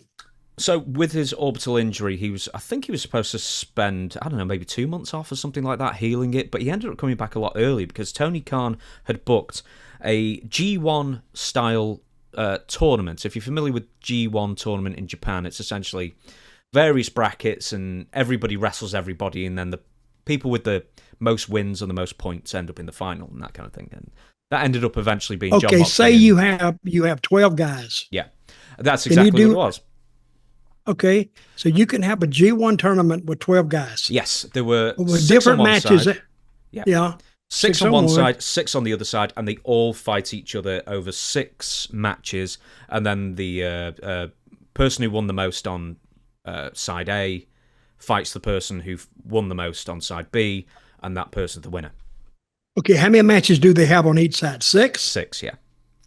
And then the leaders of those 2 brackets, then they're the finalists. Face off. Yeah, I got it. That's called a G1. Yes. Well, it's what New Japan has done for decades now, and that's the G1. Anyway, so Bryan Danielson always wanted to do a G1 kind of tournament, but apparently Tony Khan placated him by coming up with their own style of G1 tournament. But the only thing is that they sort of rushed Daniel Bryan. I'm going to call him Daniel Bryan for the rest of my life, Bryan Danielson back from his orbital injury to take part in this tournament. But it sort of makes no sense to me why it had to be in December when it could have just waited a few weeks and been in January. So what I'm saying is they sort of rushed Bryan Danielson back from injury to do a tournament that could have been held at any time. But also, this was Daniel Bryanson's idea. You're doing it as well. Bryan Danielson. We'll never get his name right. WWE's messed it up. What name does he have? Bryan Daniels? Bryan Danielson. That's his real name, but he was called Daniel Bryan for so long, I can't get his name right. I can't either. But I know who you're talking about. I think everybody else does too. Yeah. But it was his idea to have it. Yeah. Well, maybe that was what Tony dangled in front of his face. Hey, we're going to do it. And this is the date. Can you make it? You ever think about it like that? Yeah. So since he suggested it, he kind of more or less had to do it because of his attitude about the business. He's also recently said, I think today, as we record this Thursday, that Bryan Danielson, if I finally get his name right, has basically said after he retires this year, he's semi-retiring. He's going to do about 5 to 10 matches per year. So basically what Roman Reigns is doing now already, it seems like. Well, we'll see if it works out for him. But I'm a big fan of Bryan Danielson. Well, there we go. Bryan Danielson, is that his name? That's actually right, yeah. So he had, Bryan Daniels was in WWE. Danielson. Or Daniel Bryan. Daniel Bryan was in WWE. Yeah. It's confusing. I know. We're going to move on. MJF is out and injured. So shoot injury to his hip and his arm and a couple of other things as well. Did you read? I skimmed through the big long article that I sent you, but there was one salient sentence paragraph in it that I'd like to read. Salient meaning relative. Yeah, the most relevant. Yeah, a relevant paragraph for our little segment here. And I skimmed all the way through it, and it almost comes across like an obituary of his AEW career. Like he's gone back through 5 years, reflected, and now is a new whatever it is. It's just like there's a bookmark here, and then it's the next chapter. So what he wrote at the end of it was, "I'm just so tired. That's the God's honest truth. My hip is a mess. My arm won't lift above my head. I'm on painkillers, which are not my thing. I can't sleep, but like I said earlier, I know it's not only me who's tired. I know our fans are a little tired of this run I've been on as well. And for the first time since this company started, I know there's some MJF fatigue, which is fine. By the way, no one stays hot forever.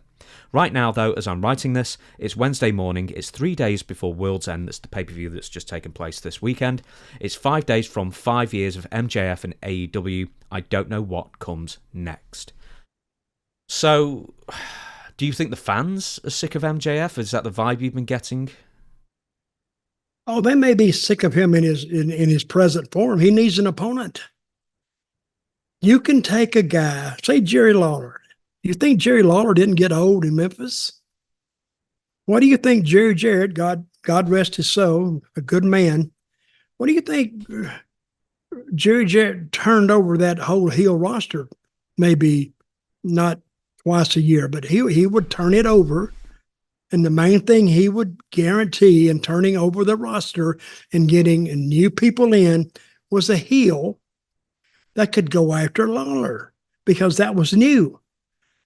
And they would run through that in 6 months. And then guess what? Time for another heel. Jerry Jarrett called them fire-breathing dragons. Mm-hmm. And he was so interesting going up and down the road, listening to his theory on that. And he was right. He says all of a sudden you have the king, he's riding in the kingdom, and all of a sudden there's this big fire-breathing dragons down in the south. And his loyal people would say, "Go, king, you need to come and take care of this fire-breathing dragon. He's scaring us." And then the dragon would move north a little bit, and then all the citizens would say, "King, you got to take care of him." And then finally the king would go and approach or confront the dragon. Then he'd have a series of matches that lasted about 2 months. Well, he would lose his USWA title to them. Or he would lose his title, or they would hurt him or put him out for a week or 2 weeks. And then, of course, don't forget you had your added ingredient of Jimmy Hart managing that fire-breathing dragon. But in the end, truth and justice prevailed, and the king stood high above the kingdom with the belt in his hand, and everything was down to normal. Mm-hmm. But in the meantime, Jerry Jarrett, in his infinite wisdom, he would be starting another fire-breathing dragon, unbeknownst to everybody else, about a month before that. And by the time Lawler was the king, there was this other fire-breathing dragon he needed to take care of. Mm-hmm. And they rode that for 4 years, 5 years, that same theory. So he taught me a lot, but that's the one thing that you got to have an opponent for MJF. I don't think, who was that guy he was feuding with? Cole? Oh, Adam Cole. Well, I'm going to bring up Adam Cole in a minute, actually. So we'll just briefly go with World's End, the pay-per-view. So MJF eventually loses the title. I think he held it for around a year or so. And I think part of the problem is with AEW is that they've lost, a couple of the main eventers, really. Because, I know Sting was never in the main event, but he's going soon. Kenny Omega's now injured. Adam Cole's injured, as I'll bring back in a minute. He was facing Samoa Joe on this pay-per-view. And Samoa Joe's last big match, he was on another pay-per-view in between, but Samoa Joe, on his last really big match, was All in Wembley or All Out Wembley. I can never remember which one it's called. And he lost in the opener, clean, to CM Punk. And then a few months later, he is now defeated pretty much clean MJF for the world title. So I don't think people saw Samoa Joe as too strong of a challenger in that sense. And then after, because Adam Cole was outside supporting MJF, and then a couple of minutes later, Adam Cole is revealed to be the devil of AEW with his henchmen, and the mystery of who's the devil after all these months turns out to be the most obvious person, which was Adam Cole. And I think a lot of people have said that whole storyline's missed the mark in the sense of two reasons. One, the devil ended up being the exact person that sort of made the most sense, but there was no surprise to it. And two, it went on too long. And then three, who's feuding with who now? Because Adam Cole's injured and now MJF's injured. So where's the fight? I never got to the devil driving the car up or whatever he was doing. The little bit I watched of it, I don't think nobody gave a shit. Because I didn't. It didn't interest me. It didn't. Is it because they're all masked? Is it because they're all masked and you have no idea who any of these people are for months? And then at some point the mystery is just like, let's just get it over with and move on. It's almost sudden it's wrapped it up. It's almost like watching one of these things on Netflix. All of a sudden they tell a pretty good story, but come to the finish, they don't know how to wrap it up. They don't know how to end it. It's almost like watching Game of Thrones. When they got ready to wrap it like they just rushed through it. Yeah. Great series. But then I said, we're gone. We might see you in a couple of years, maybe. But it's almost like Lost in a sense as well, because that went on for too long and then they wrapped it up really quickly. Well, I think the old school approach of that Masked Man, you can't take that went on for what, 2 months? 4? I 4 think months? You've gone for like 4 months, at least 3. Yeah, went on for That's ages. Too long. Listen, let's go ahead and let's shoot the thing and see what it does. Why put 4 months in something when you're not assured, and you can never be assured of how something is going to do in wrestling anyway. But shorten it down and see what it's going to do, because you're going to be in the same spot, surely. But now there's no follow-up because you've got the antagonist and protagonist are both hurt, and neither of them look like they're going to be wrestling for at least a few more months. So, and look at the followers; none of them have any heat. None of them. They're just guys, and nobody cares. Who are the followers? I wrote them down. Roderick Strong, who has been rather amusing with wrestling in a neck brace and pretending he's injured, and then he wrestles like a total normal match. Zero heat. And wrestling in a neck brace and pretending you're in heat, that should elicit sympathy instead of, not liking you. Who's the other guy? Wardlow. Zero heat. And the tag team of the Kingdom. And if you ask me who the Kingdom are, I can't remember. So there you go. That answers your question of how much heat they've got. So there's a lot of guys over there that just go to the ring and you kind of know who they are. It's almost out of sight, out of mind. And that's what it is. If Tony had somebody that knew anything about booking, because I think his booking is strange to me, and he gets exactly what he's getting. But I think he needs some help. We now let me just add this: rumors are now speculating, although how realistic they are is very much up for debate. Is that MJF may end up heading to WWE like he threatened to in storyline and then out of storyline a couple of years ago? You know, when he had that, you'll remember this, when he disappeared from AEW for months over a quote-unquote contract issue, and we don't know how real or born out of reality that story was. But we don't know now if he's signed an extension or a new contract with AEW, or if his contract is running up as well, which is another story. But there's been the odd rumour here and there that MJF is going to WWE, which will certainly give Cody Rhodes something to do, if that's the case. Yeah, they're going to listen, his character there, that he's already established, by the way. MJF, you kind of know his character anyway. WWE, they will take that and they will accent it and they will enhance it to where, I mean, you just look at their roster right now. I think you could almost go in there and in 3 weeks shoot an angle between Dominic and MJF, and it would go. I don't know what they do with it, but I'm saying it's not going to be a Madison Square Garden main event.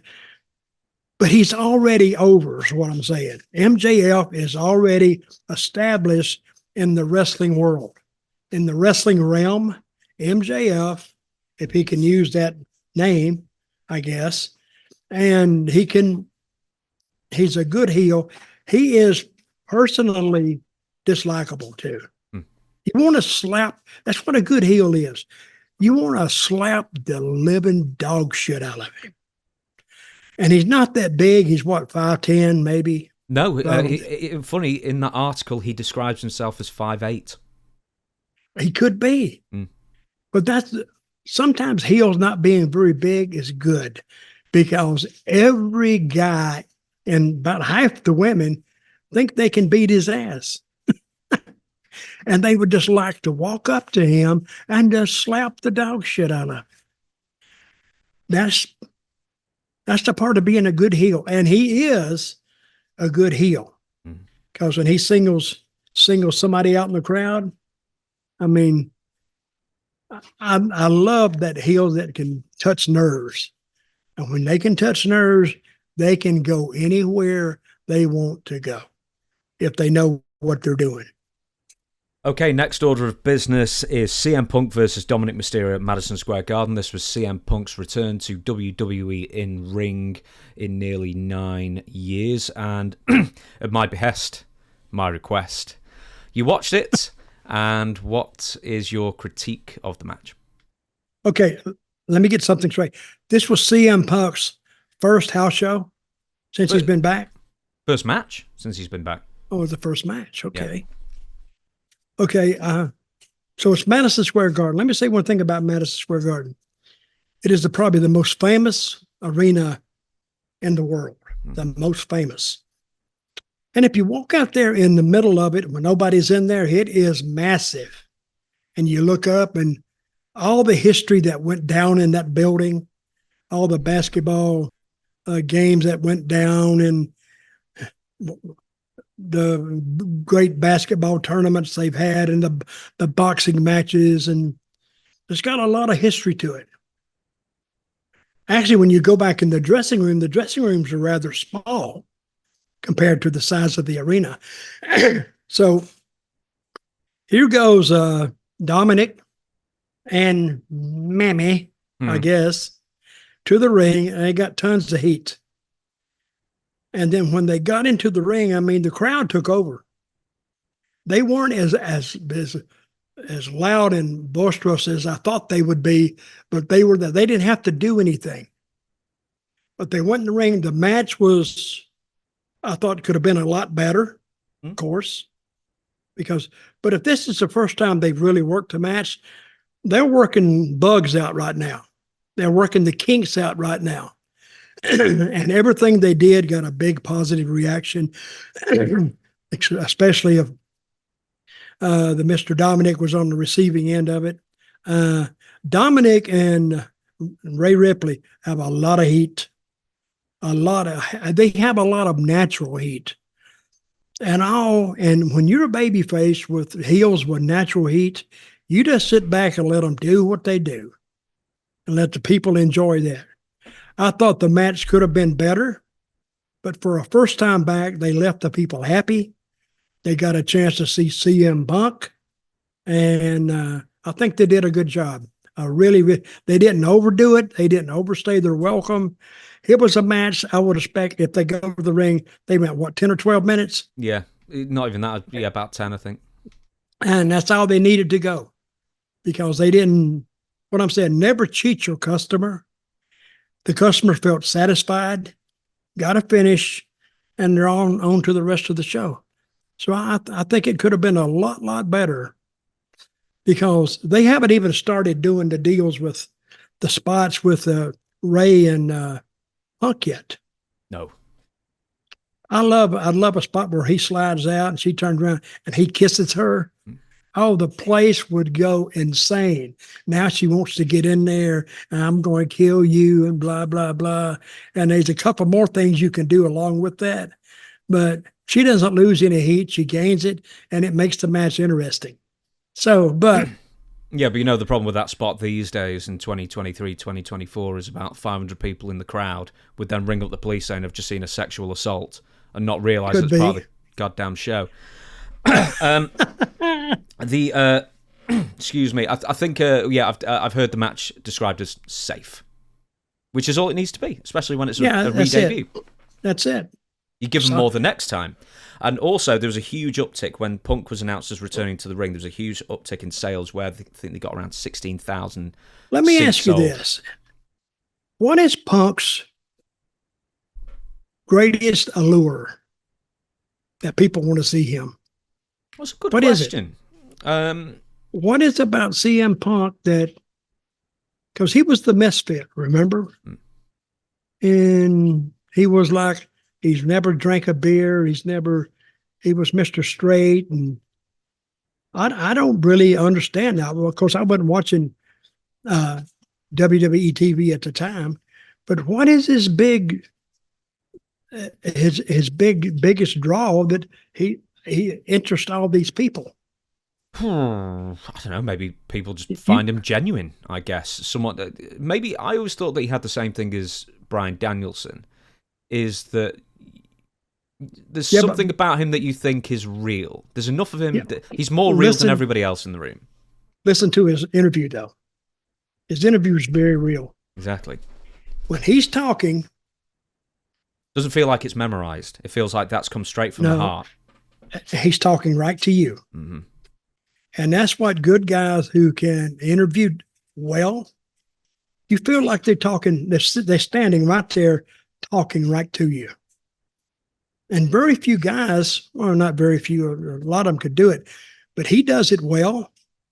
And when he leaves, and I'll give you an example of this, when he leaves, you know what he said. See what I mean? Mm-hmm. Bray Wyatt, on the other hand, when he gave an interview, when he got through with it, you look at somebody and say, what did he say? What's he mean? I always did. I may be wrong. But CM Punk is the master of that straight up interview, and he does it well. I think there's all too much emphasis on people trying to... there's too much memorizing going on. So when you're memorizing something that you've only read about a few hours ago, yep, it's a real struggle to sort of put enough emotion in it that it sounds from the heart. Whereas there are those few out there who... Because everyone's presented a script these days, as you know, but there's still people out there who can look at it, put it into their own words, get the point across, and it sounds like it wasn't conjured up by someone in the back a day earlier. I had a writer from WWE. Of course, when I was in WWE, I had a writer. He wrote me this interview, and in the interview, I was quoting Ben Franklin, and I says, when I was president, Ben Franklin was never president. So I went to the writer and I said, wait a minute, I can't say this. When Ben Franklin was president, he says, why not?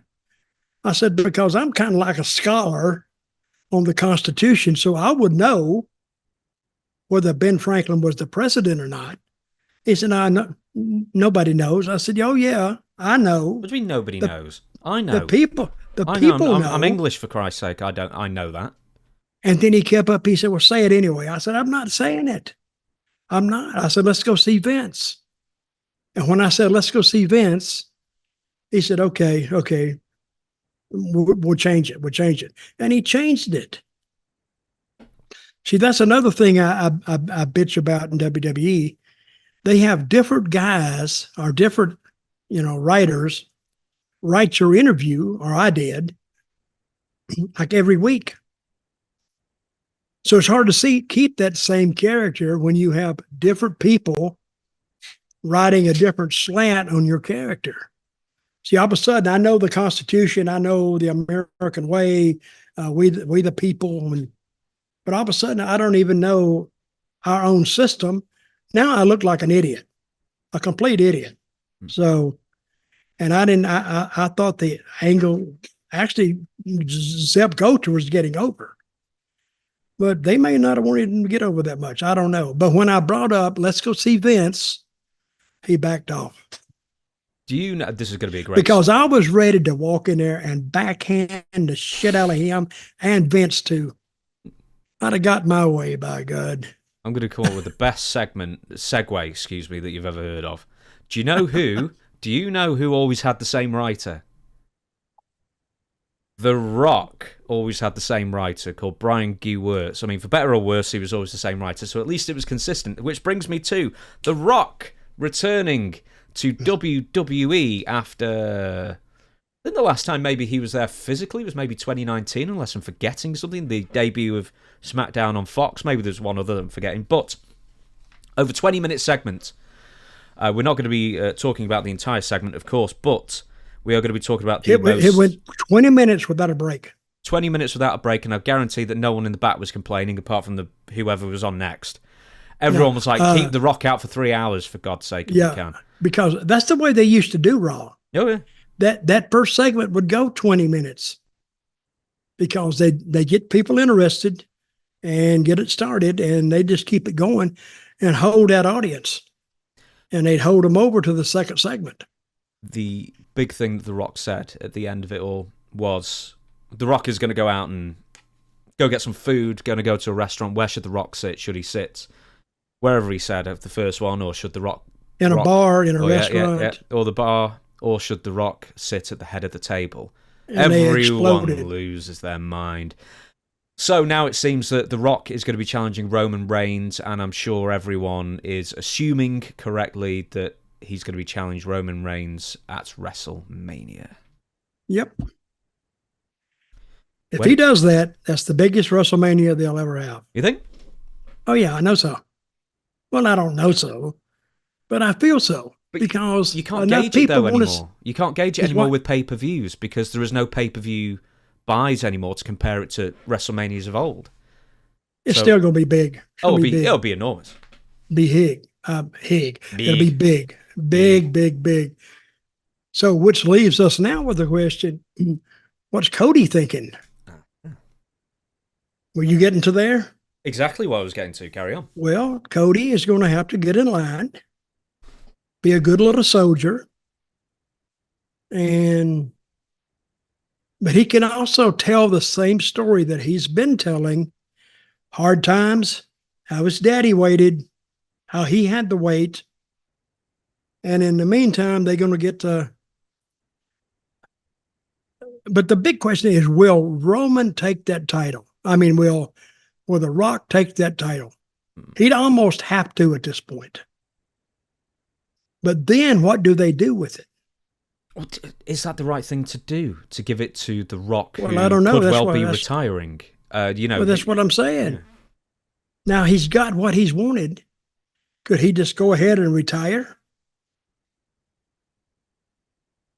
See, there's going to be a lot of discussion about that. And really, the fans, I think the fans, they would love thinking about this too. If The Rock ends up with the title, and he's not going to make the loop. He's not going to make the next pay-per-view. He's not going to do that. because then he kills the one-time appearance that he just made at WrestleMania. So what will they do with it? But that creative room will be burning some late night light bulbs trying to get this figured out. I think Roman would win. If it was The Rock and Roman, I think Roman would win. Yeah. I think at this point it doesn't even matter who Roman beats, because Roman beats everybody. And The Rock will want to do the favour to his cousin, I imagine. Could be. But we're talking business here, Mr. James. I know. We're talking business. Business. Well, speaking of business then, what happens with Cody then? So, assuming that The Rock works with Roman Reigns in one of the two main events, because WrestleMania's a 2-night thing now, and then in the other main event, Seth Rollins faces CM Punk. So let's say that is the plan, and let's say both main events are spoken for, and let's say Siri interrupts with... Was that Siri? That was Siri. So let's say... It's right next to me. So let's say that, both main events are sealed up, sewed up. What does Cody Rhodes do to maintain interest in his character and keep going for that dream? Well, I don't have the roster right in front of me, but you could involve Cody in that Roman main event. I don't know how, but just give them the tools to work with. They'll figure it out. I mean, that's not my job. That's not your job. Another thing you got to think about, what's Gunther going to be doing? Yeah, that's another one. He's taking a few weeks off. We know that. And then he'll probably be back at the Rumble. That guy's getting over. Brock Lesnar, I bet. Has Gunther beat Brock Lesnar yet? No, never faced him. He may have faced him in a Rumble or something briefly last year, but apart from that, no, never. Well, that's I mean, that may be what it takes to seal his getting overrun, because Gunther's over. So their roster right now is about 200% stronger than it was this time last year. Of course, it took Endeavor buying out WWE to force the big changes, and Triple H taking over creative, and Vince relinquishing power and moving on down the line. So I think they got it moving in the right direction. What I like about WWE now, they don't knee jerk. Vince used to knee jerk.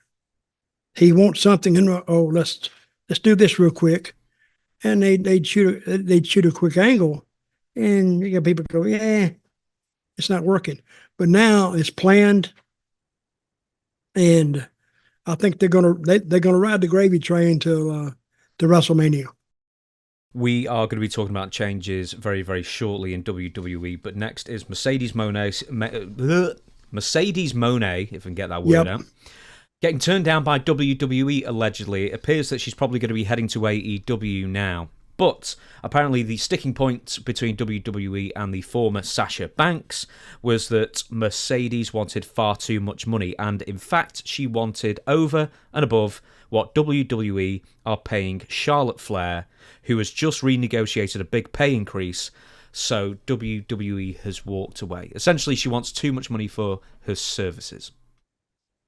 I don't blame them, because they have, it's like a baseball team, a football team. They got a payroll. They can't go over this payroll. So she tried to get too much money, and I don't think she's worth as much money as she thinks she is, because her opponents, how many opponents can she possibly have? She can't work with all the girls, because, the net worth of each girl is according to what that girl's worth. And do they match up? I applaud WWE for kind of holding the line on that salary. Because if you keep raising it and raising it and raising it, and she's talking AEW, mm-hmm. AEW, I think to even come close to what she's wanting, I think they're committing financial suicide too. Because I don't think she's worth that much money. I just don't. Do you know how much she was commanding when she went to Japan? She was wrestling for Stardom, which is owned by Bushiroad, who also own New Japan. She was apparently commanding more money than Chris Jericho was making per appearance, which is 6 figures. So she's making well over $100,000 per match. And I, like you, was looking at her and thinking, she's not worth that. I don't think she's not as... Some people will probably disagree with this, but I look at Sasha and think, well, she's not as big a star as Charlotte or Becky Lynch or Bianca Belair or Ronda Rousey or quite a few of them. So someone obviously disagrees with this and is paying her a lot of money. Well, if it was a one-time appearance build up with the story behind it, yeah, she may be worth that money. Mm. But on a regular basis, her appearance, no. She's not going to do it. I will go on record by saying she's not worth the money. Would you pay it? Well, to appear at my birthday party? No. If you had $1 billion, would you pay her, and you put her on payroll, would you pay her $100,000 an appearance? What if you had her booked 4 times that week? You'd pay her almost $500,000? No, are you kidding? I think there's some people who really value her as a performer. I am not one of them. I'm not saying she's valueless, but I don't think she's worth top tier money. Like she clearly thinks she is. No, she's not. To me, no. And that's my opinion. For what it's worth, take it, leave it, throw it out the window, do whatever you want to with it. But I don't think she's worth that. Next up, some sad news. Killer Khan dies at the age of 76. So he was serving customers at his latest bar in Tokyo, which opened this past March. He's been a restaurateur and bar owner in Tokyo for 35 years, for the most part, after he retired in 87. Now, he essentially suffered a massive heart attack, a ruptured artery. He keeled over, collapsed at the bar while he was serving customers, and was pronounced dead at the hospital. He was a former sumo wrestler. He wrestled in the newly formed New Japan Pro Wrestling in the 70s before developing the Killer Khan persona in Mexico in 1979. He would wrestle in New Japan, All Japan, and various American territories, including a couple that you were in, most famously being credited for breaking Andre the Giant's leg when, in fact, Andre broke his ankle getting out of bed. So, any memories of Killer Khan, a scary man in real life? Oh, yeah. I met him in Georgia when I was I'd been in the business a couple of years. The guy was scary looking. I was going down the hallway and he was coming toward me. I swear to God, I stopped, got over close to the wall because he didn't look at me or anything, but he was a big, big guy. He's like 6'8". And well over 300 pounds. And he had that big head and all those big hands. And he was scary looking. So, and the people had never really seen anybody like him up to this point. What name did he go by at first? Khan? Did he go by Killer Khan? No, he had a different name in Japan in the 70s, and then he changed his name to Killer Khan. I can find out for you if you wish. And he wore an outfit that was he wore some kind of hat that was different. Yeah, oh yeah, he was a character. He was a Mongolian killer. Yeah.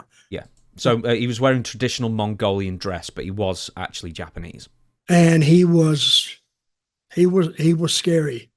And he didn't have to do nothing. He just beat guys up and walk around and to look at the people. And he had the face, he had the body, he had the look, he had the work.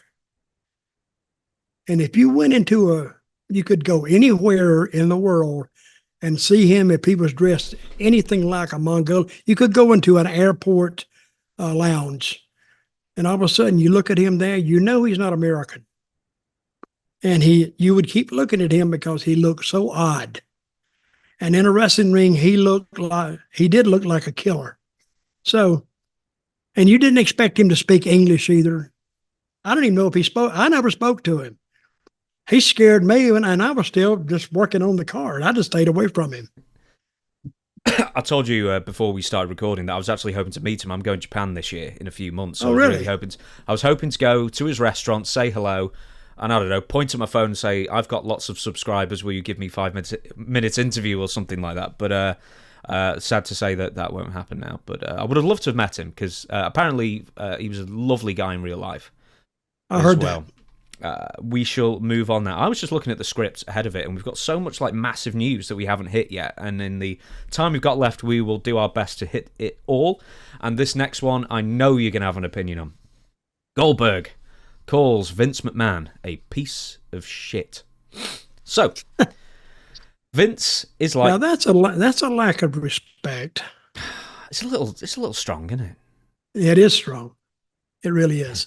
Vince is like Dana White, Goldberg said. He's the big boss, and he makes everything happen. And in all honesty, he gave me the opportunity to put my wife and son on the front row and gave me the ability to perform again in front of them. So I owe him everything until we went to Saudi Arabia. And he asked me to put Roman Reigns over, and I had COVID. So he's feeling sick, and anyway. I remember calling him from my house and said, listen, here's the deal. I'll do it for you if you give me a retirement match. I did what he asked.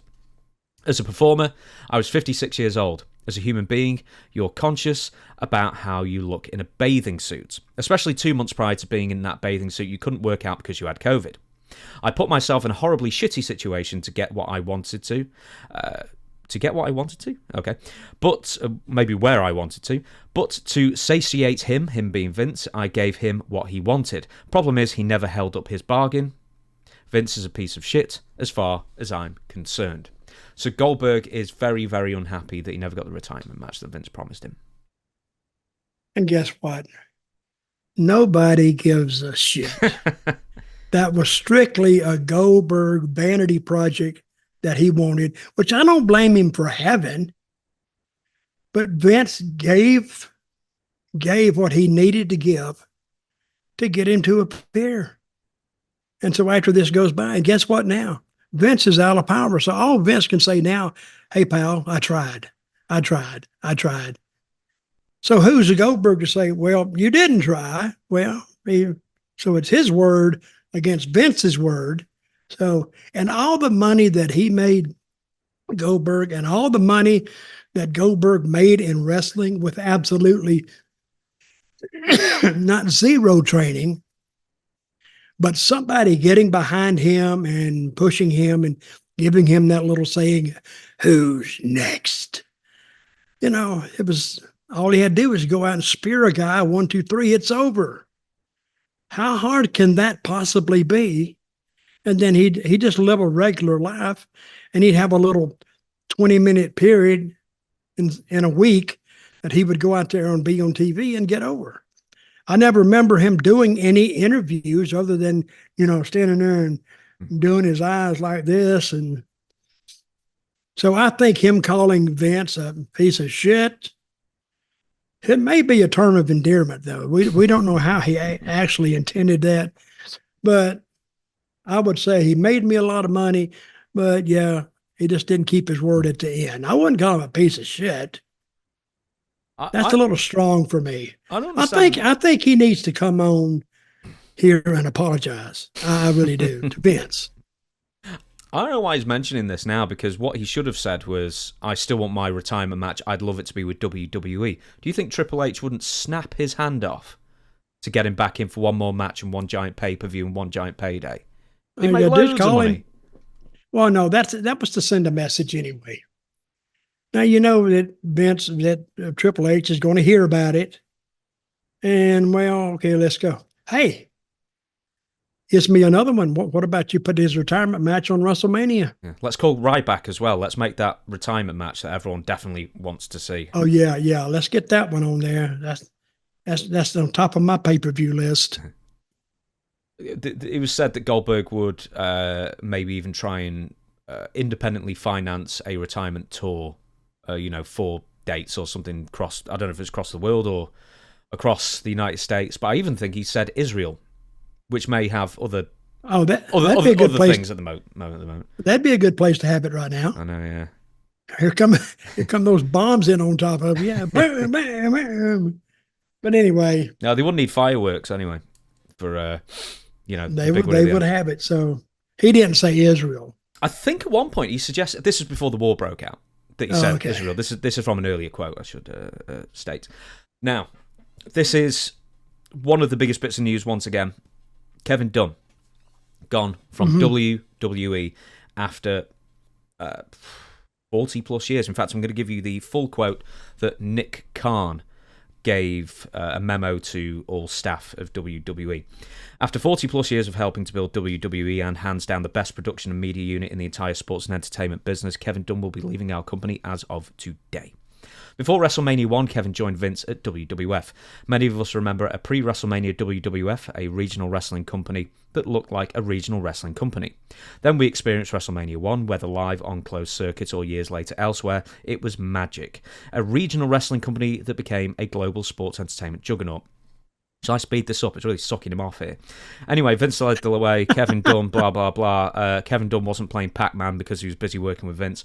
When you see our product now, it's really, really good. 52 weeks a year, 3 or 4 times a week, singular, truly special. We are forever grateful to Kevin. He will always be part of the WWE family, Paul Levesque, and I will be having an in-person meeting with media team at Raw in San Diego today to talk about Kevin Dunn more, signed Nick Khan. I realised how boring that was halfway through it and I sped it up.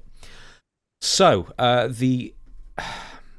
how big of an influence, in your opinion, is Kevin Dunn on the entire wrestling business, historically speaking?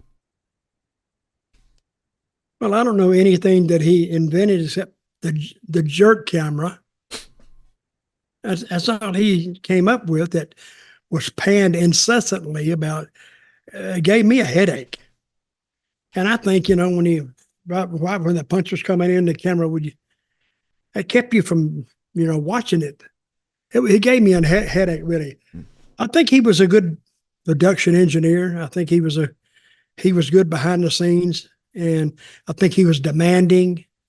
I've seen him lose his temper in the back on some of those cameramen. Of course, they put up with it because they had no recourse. They had to listen to him. But I don't think he left any kind of legacy other than, hey, slow down and let's tell the story. That's all they got to do.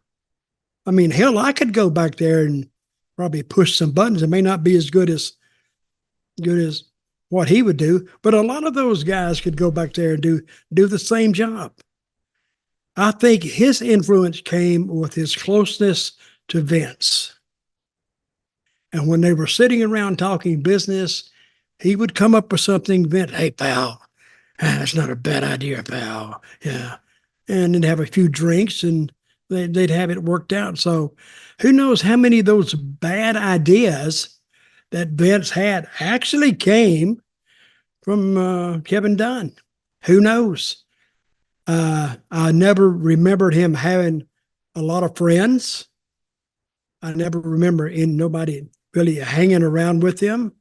So who knows? I don't think he'll be remembered for that much. Did you ever have any one-on-one interaction with Kevin Dunn in all the years you were there? No. Ever spoke to him? Maybe, aside from like hello? No, I said hello to him and slapped him a little bit, and then I'd go on and But no, he was friendly. He would say hello, how you doing, but not too much. He wasn't actually bubbling with enthusiasm to meet me because he was kind of dry. Now, I've heard this, with all these wobbly cameras and in and out and 10,000 jump cuts and that kind of thing. One, it's to protect the wrestlers in case they miss a punch, let's say. I mean, obviously you have to give the audience a seizure to, while watching to achieve that thingy. But the other thing is over, I don't know, just overcomplicating the process. And also I've heard this about Kevin Dunn, is that he always wanted to be considered more than a wrestling television director. He wanted to win Emmys. He wanted to be sort of more accepted by like mainstream, the television society, essentially. Possibly. Does that sound right to you? That he was getting sort of like ideas above his head and couldn't really accept what he was in? Oh, it doesn't surprise me. Believe me, people in the wrestling business, they have egos. Oh, you can't imagine how big some of these egos are. You may not notice it on TV, but you get in a close surrounding with some of these guys. Talk about narcissist international. These guys, the whole world has to revolve around them. And if it doesn't revolve around them, they'll go find a place where they're the center of attention. I hate to say that, but it takes a big ego to get into wrestling and a bigger ego to stay there, I think. But I don't know, Kevin Dunn, he may have been wanting to know, he wanted to be known for other things outside of a wrestling producer, which is fine. That is good. But I never knew him to do anything that would say to create a special, a 30-minute special on anything that could be panned by the crowd that picks the winners. I never knew him to do much at all in that regard. I've heard this advanced as well, comparing Kevin Dunn to Vince McMahon. They were good for their times, but in recent years they were sort of dinosaurs in their industry, and probably were, but either stuck in their ways, or especially, like a few years ago when I'm sure you watched WWE here and there and nothing made sense. Like, I'm talking about Vince McMahon. And the creative was all over the place and it wasn't very good, and, something that happened on a Monday would be forgotten by a Friday, that kind of thing. And it was basically like their time to go. Well, when you're telling a story and the story changes every week, or the story doesn't continue, or you just drop the story and pick it up in 2 weeks, well, you're not following. That's one of the example of writing. You got to follow. You got to have it all meshed together at the end. Vince, this is the way I look at it. Vince is sitting back. He's worth, I don't know, $2 billion, let's say. It's hard to put your mind on, a match with this guy against this guy for 5 minutes and sit there and tell your announcers to say something. He's all over the place. So he's trying to do everything of everything, and it can't be done. And that's why I think they pushed Triple H out of the creative. And Triple H, for his own sanity, may have pushed himself out because he couldn't take it. And I don't blame him. See, trying to sit in there with these, and I've done it before. I've sit in there with older guys, and I'm an older guy now. I can see some guys getting frustrated with me. Oh, that's how it used to be done. Well, yeah, but just because a movie's been done before and you tell this story doesn't mean you can't do it again with some changes. All you're doing is following the formula with just different people. He can say, oh, they did that back and so back and then. Yeah, we did. Or they did. I didn't do it. Doesn't mean it can't be done again. Because the one thing that doesn't change, and anybody that's watching any kind of a story or anything of that nature, is the heart. You do something that affects the heart and doesn't offend the brain, you kind of got it. And you can do anything with that guy. I've seen guys go in the ring and they had so much sympathy from the crowd. He would start crying. I saw this in Puerto Rico one time. The guy started crying, and you know what the crowd did? They started crying because they felt what he felt. And that's the one thing I always liked about Puerto Rico, because those people are very, very family-oriented and sentimental. So when he was crying, the crowd, about half of them were literally crying. And I stood out there and I went, I don't get this at all. But still, I couldn't deny the fact that the crowd was crying with him. So if they cried with him, they're with him. They're supporting him. And when it was wait a minute, let me finish that. Yeah. I've had people crying in my matches. Because it wasn't over quick enough. Please get over, get it over, do a finish, do something, put us out of our misery. And then I'd see the tears. I say, all right, time to go home. You see how I turn that serious comment into like a little bit of a joke at the end? Got to bring them back. Yeah. You take them on a roller coaster of emotion, then you bring them back. I think with Triple H being in charge, I think a lot of people speculate, including you, that Kevin Dunn would be gone probably sooner rather than later. And the only I thought he was gone yesterday. Thought he was gone Monday. Yeah, no, Kevin Dunn's gone. 31st and everything, he's gone. But, I mean, Triple H got in power, 18 months ago originally? Yeah. But Kevin Dunn... It was questioned for a while. Mm-hmm. And he came back. Okay, go ahead. Were you surprised that Kevin Dunn lasted this long? I am. I thought he'd be gone a year ago. I really did. But during this whole time, Kevin Dunn, he's not stupid. He wanted to go. They wanted him to go. So it was just a matter of what kind of financial settlement. I've been here all these years. So let's come up with a figure. Let's come up with a plan, and let's sign the papers, and I'll be gone.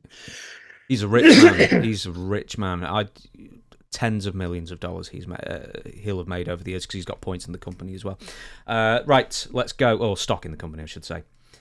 Now, very briefly, we'll touch on this. Michael Cole gone from SmackDown. He is now banished to Raw only, and the commentary teams are now going back to 2-man booths. And I think you've been saying I hate 3-man booths. But I don't like the SmackDown commentary team. Who is that? Well, it's not Michael Cole anymore. It's not Michael Cole. It's 2-man, and it's Corey Graves, and who? Is it Wade Barrett? No, he went to Raw. One sec. I'm pretty sure. Okay, so I've just looked as Kevin Patrick. Okay. So, yeah. Michael Cole and... it was Kevin Patrick and Corey Graves now. I'm not really happy about that one.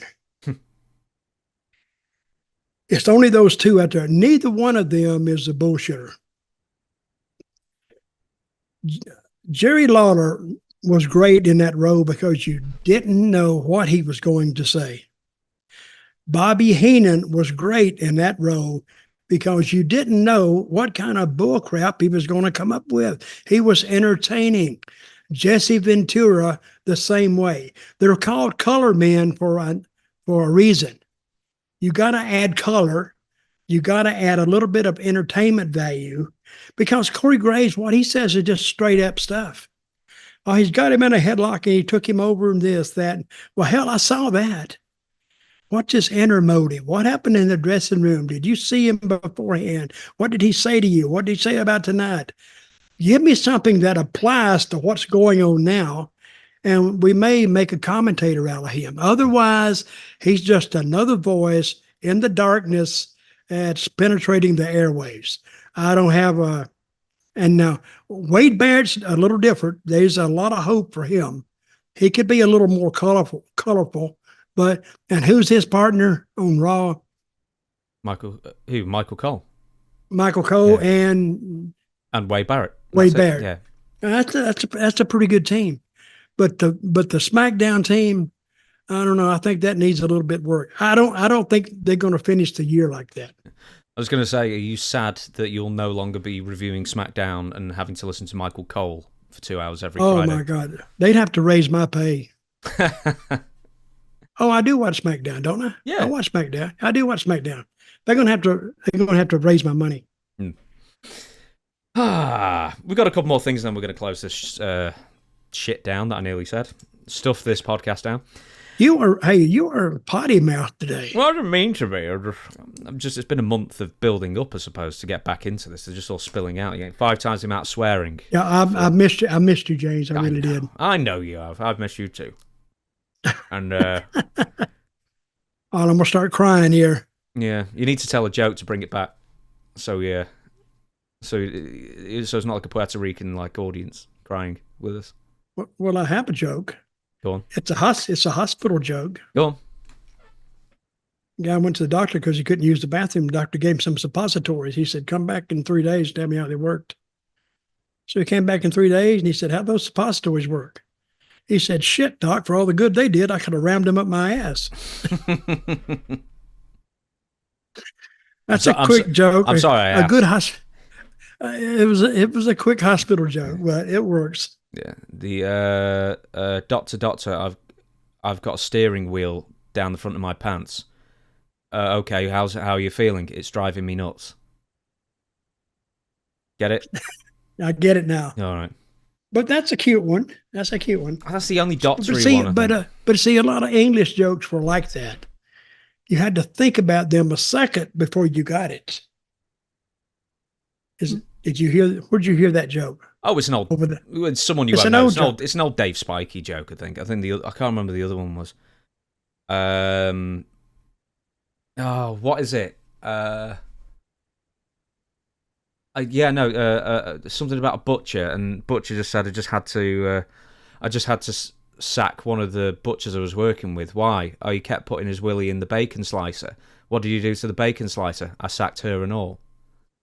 What? I sacked her as well.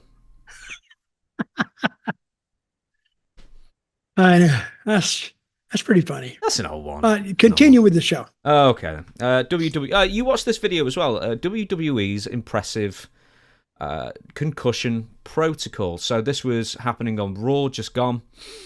So it's Jey Uso, Kofi King. I've written Jimmy, the babyface Uso, Kofi Kingston versus Imperium on this past Monday's listen, Raw. you sent me all this stuff to review, and guess what? I reviewed it. I'm surprised. I thought you were going to tell me that I could be bothered. After 20 minutes, I was done. No, the thing with the guy getting knocked out, that didn't last long. No. And I'd heard about it. But go ahead. Well, you watched the video, you assessed the situation, as did the referee. What do you make of it? Okay, you said they've changed their protocol?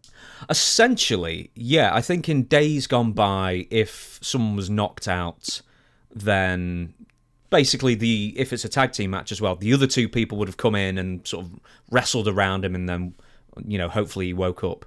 And then they were still lost in that match. Yeah. They were still totally lost. The guy threw a drop kick or something, right? And the guy with Imperium, Giovanni Vinci, yeah. He knocked himself out. Yeah. Do you think it was from the kick, or do you think it's from his head bouncing off the ring? No, I think it bouncing off the ring. He took and the referee took a look at him, and those eyes were crossed. You don't have to look at somebody when they're knocked out, because their eyes are all glazed over and doing the 1,000-yard stare. So, yeah, years ago, we would all come in and we'd have done something, and somebody started to fight and leave the guy on the floor, roll him out, and throw somebody over the top rope, get a DQ out of it. But I think, didn't they get the medical personnel out there and loaded him up? Well, I see nothing wrong with that, because I think that shows people that they're trying to, not hurt the performers, which I think it maybe did them some good. It maybe did. But I've gone through matches knocked out, finished them. And now the one reason it changed is because a lot of it being TV, I think the referees are very, very hesitant to change that, because they don't want to get in the back and get cussed out by changing a match that they had that they needed to make the time. And they didn't really need that much to make the time, but they don't want to get called on something that they call in the ring. See, a real referee would have called it anyway. Yeah. He would have said, stop it, stop it, stop it. They're not concerned about time. But WWE is. If they want 6 minutes out of a match and it goes 2 minutes and 30 seconds, well, that leaves them 3 minutes and 30 seconds to cover, and they can cover it in the other matches. But that's quite a bit of time to cover it in a 2-hour show. I think with wrestling these days, a lot of people not wrestling for being not as good as it used to be back in whatever era, whoever grew up in. But I think for the most part, we can agree that this is one thing that wrestling is better at now than it was beforehand, is treating head injuries with a lot more respect and reverence, essentially, and treating it like a broken arm or something like that. It's a serious thing, and the worst thing to do is push them back out and hope they recover. An era I hated the worst in WWE, the chair era. Yes. Hitting people over the head with the chair. I would go in, I would work some independent shows, and I would tell the guy, I said, listen, if you get a chair and bring it in the ring, don't expect me to hit me with that chair. Why not, man? I'll be easy. I said, I know you're going to be easy because you're not going to hit me. He said, well, what if it's just there? I said, well, pick it up and I'll take it away from it and I'll hit you with it. Because I know I'm not going to knock you out. But don't even come with me with a chair, a hammer, a wrench, a stick. Don't do it. I'm telling you, I'm gone. So, and some of them listened, some of them didn't. So, but a lot more guys got hit than I did. Because I would say, oh, excuse me, poke my eye, boom, hit him in the head and throw the chair out. There used to be a guy called Gypsy Joe. Have I talked about him before? Maybe. Was he Puerto Rican? Yes. Yes. He's dead now. Good guy. No, it's too much. Funny. He'd hit guys with chairs. Oh, my God, he'd bend them. He'd bend them over their back. And so I took a chair. I used to hit him. Hit me. I'd hit him harder. I'd hit him harder. I'd hit him again. Harder. Finally, about the third time I hit him and he said harder, I said, that's the hardest I can friggin' hit. I threw the chair out of the ring and we started punching because I knew that he would end up with that chair and he would hit me with it as hard as I hit him, which was pretty hard. Not enough to knock him out, but he would probably try to knock me out. He didn't care. So, and he would hit you with those chops. Oh my God. I've been in easier street fights. When I would go in there with Gypsy Joe, he just beat the shit out of me. And I would tell him in the middle of the match, do I owe you money? He'd do it every match. Finally, I'd just catch his hand. I'd stop him from hitting me. But anyway, you got to protect yourself in that ring. So if a guy gets knocked out, he can't defend himself, referee needs to stop the match. I have probably two more things that we're going to go with. If they run a bit short, I've got one little surprise video to show you from Savio Vega. So there's a little tease for you, but it'll only take a minute. Okay. But two more things. Looking forward to it. I'm looking forward to it. It is insane. And it's recent as well. Anyway, next is Dean Malenko undergoes successful surgery. So Jim Ross recently made mention on his podcast that Dean Malenko recently had brain surgery to help improve his day-to-day life. I saw Dean Malenko, says Jim Ross. Malenko's had some health issues. I saw him there. And he had brain surgery and it stops his shakes from the Parkinson's, and it has. He's had surgery. He's such a sweetheart of a guy. Now, was Dean Malenko one of the agents, producers while you were at WWE in the Zeb Coulter run? Yes, he was. He was there. And I saw him about, 4 years ago. I was on a plane going somewhere out of Tampa. We going to Atlanta. That's where I saw him. And I talked to him a minute, and his hand was I didn't say anything to him about it, but he showed the signs of Parkinson's. And then after the trip was over, I asked somebody that knew him, I said, does Dean have Parkinson's? And they said, yeah. So I'm glad that he had the surgery to keep him from shaking. You know who else has Parkinson's, I hear? Okay. Is Carlos Colon. I saw him in a video and his hand was shaking. So, and I think I confirmed it with one of his sons. So, and what do they do when they have the surgery, when they do brain surgery? What do they do? You're asking me what the process of the brain surgery was. I've absolutely no idea. I mean, it's just to alleviate, I imagine, The shaking and Parkinson's also gives you slow movement and stiff and inflexible muscles. So I believe he's gone through this procedure to improve the quality of his life, essentially, so he can get around a bit better. But yeah, it's a hatefully horrible condition to have to deal with. Yeah. So much luck to you, Mr. Malenko. He was always good to me. But I like the way Dean used to give finishes. He'd go in, he'd give the finish, and he'd say, "Got it?" Well, we got it. Okay. He said, "I'll be back, see what you got." He'd come back about an hour later. "What you got?" "That sounds good to me. How long are you going?" And all he wanted to know was anything the camera needs to focus on or anything. It's just a straight up finish anyway. Anything complicated, I never remember that he had. But the simple stuff they would give to Dean because he wouldn't have to go into detail a lot. Dean was a great worker, but that was about where he had a lot of talent in the actual wrestling, but not a lot of talent in the talking, and not a lot of actually in the personality department. Because Dean, when he looks at you, he was saying, this is what he say, "It's very hot outside today." Well, you got the message, but there was no inflection in his voice or anything. And I don't know. And this was, I don't know, maybe when I was there the first time. But he was very good at trying to get these guys to work and finding out what they were going to do. And of course, when the match was going on, he'd go put the headsets on.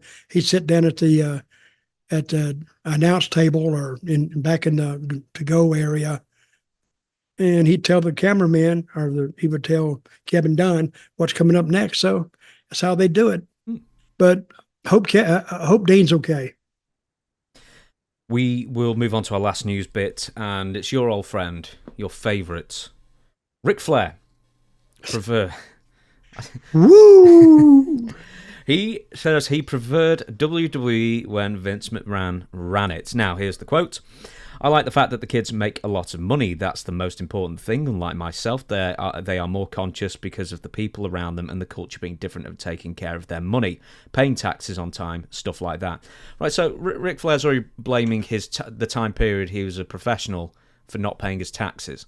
Like somehow that was less well known in the 70s and 80s and 90s and 2000s and 2010s.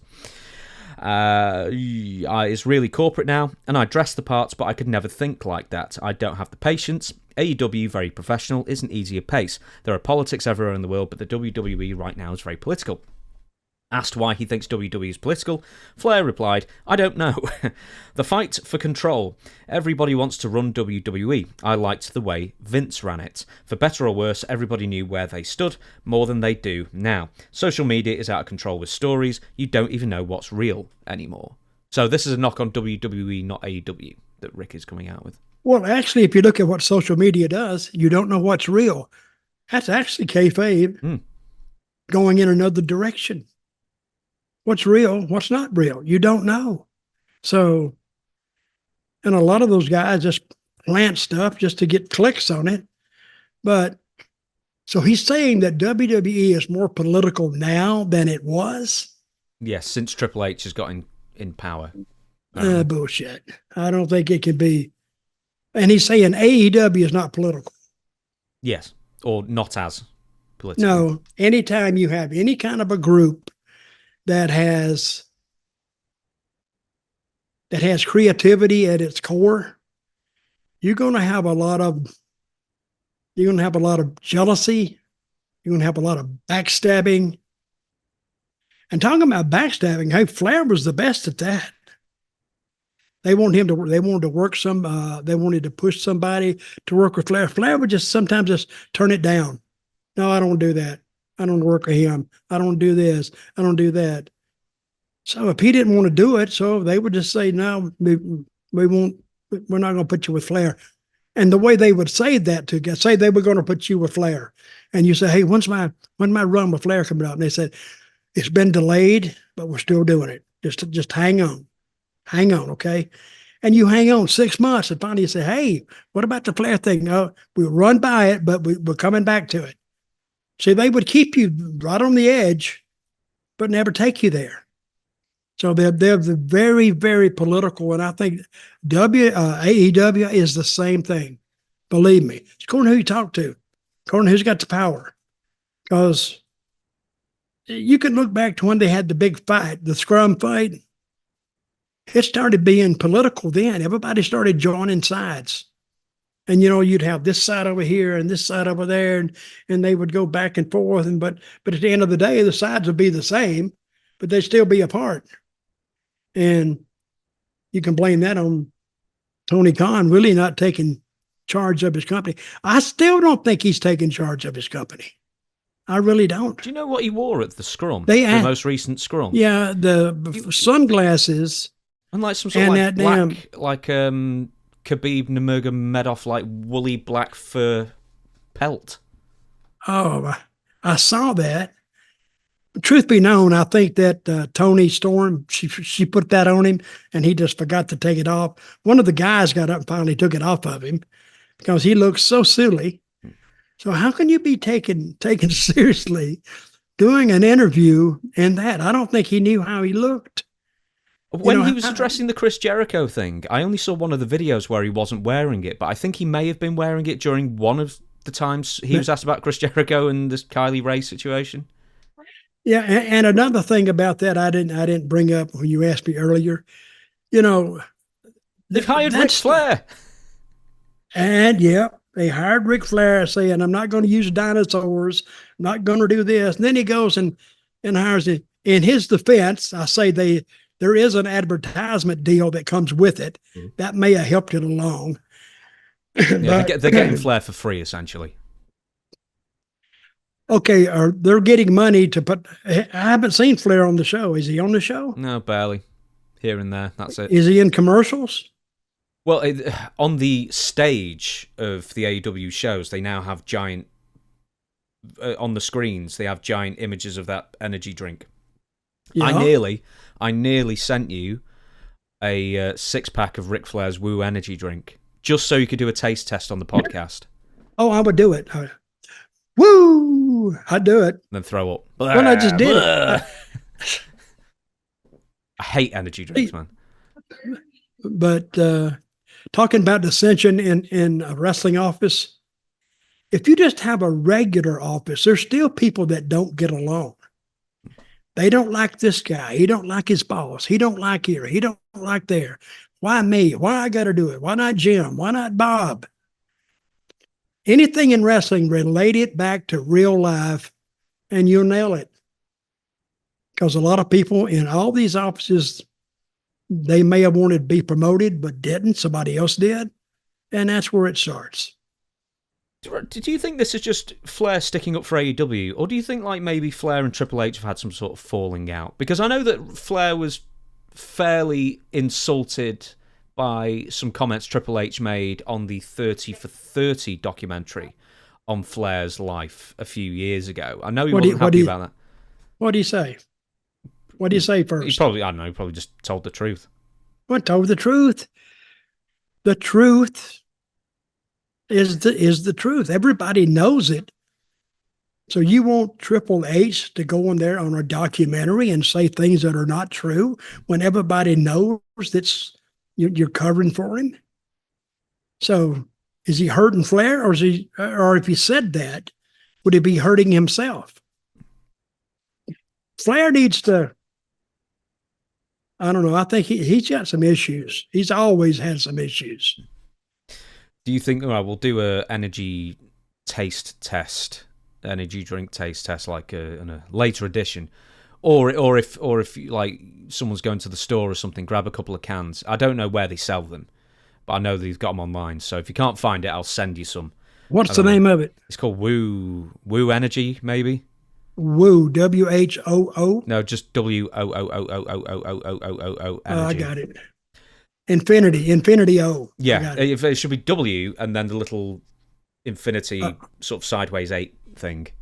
Got it. Energy. I'm gonna buy one right now. I'm walking out the door. As soon as this finishes, I'm hitting the door. I'm out to the store buying it. Psst. I'll call you back in about an hour. Okay, talking my ass off. We have time for one quick minute. We are going to get this final video of Savio Vega. I don't know if you've seen it yet, but give me 1 sec. I'll tee it up for you. Sorry, well, I say sorry. No time for you, but we've been talking the last 5 minutes about films that we liked at first and then they had bad endings. And Leave the World Behind with Julia Roberts is a good film until you realise that you don't have an ending for it.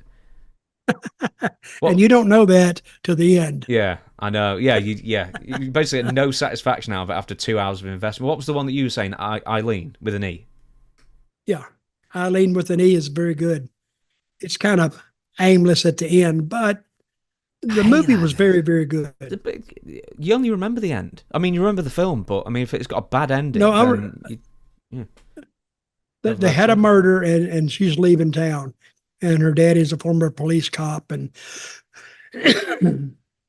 you're actually putting another movie together in your head as it's showing the credits. Oh yeah, you're trying to finish it yourself. Yeah. Right. Speaking of which, we are going to finish this podcast, Dutch. But there's one thing I wanted to show you before we went off. This is Savio Vega, who I think is about 59, guest alumni of this podcast. And here is what your. No, see, hang on. It is a GIF. Okay, I see it now. So, sorry, there's halfway through. So they're on. Whoa, God. Sort of, as best I can tell, some sort of giant hamster wheel.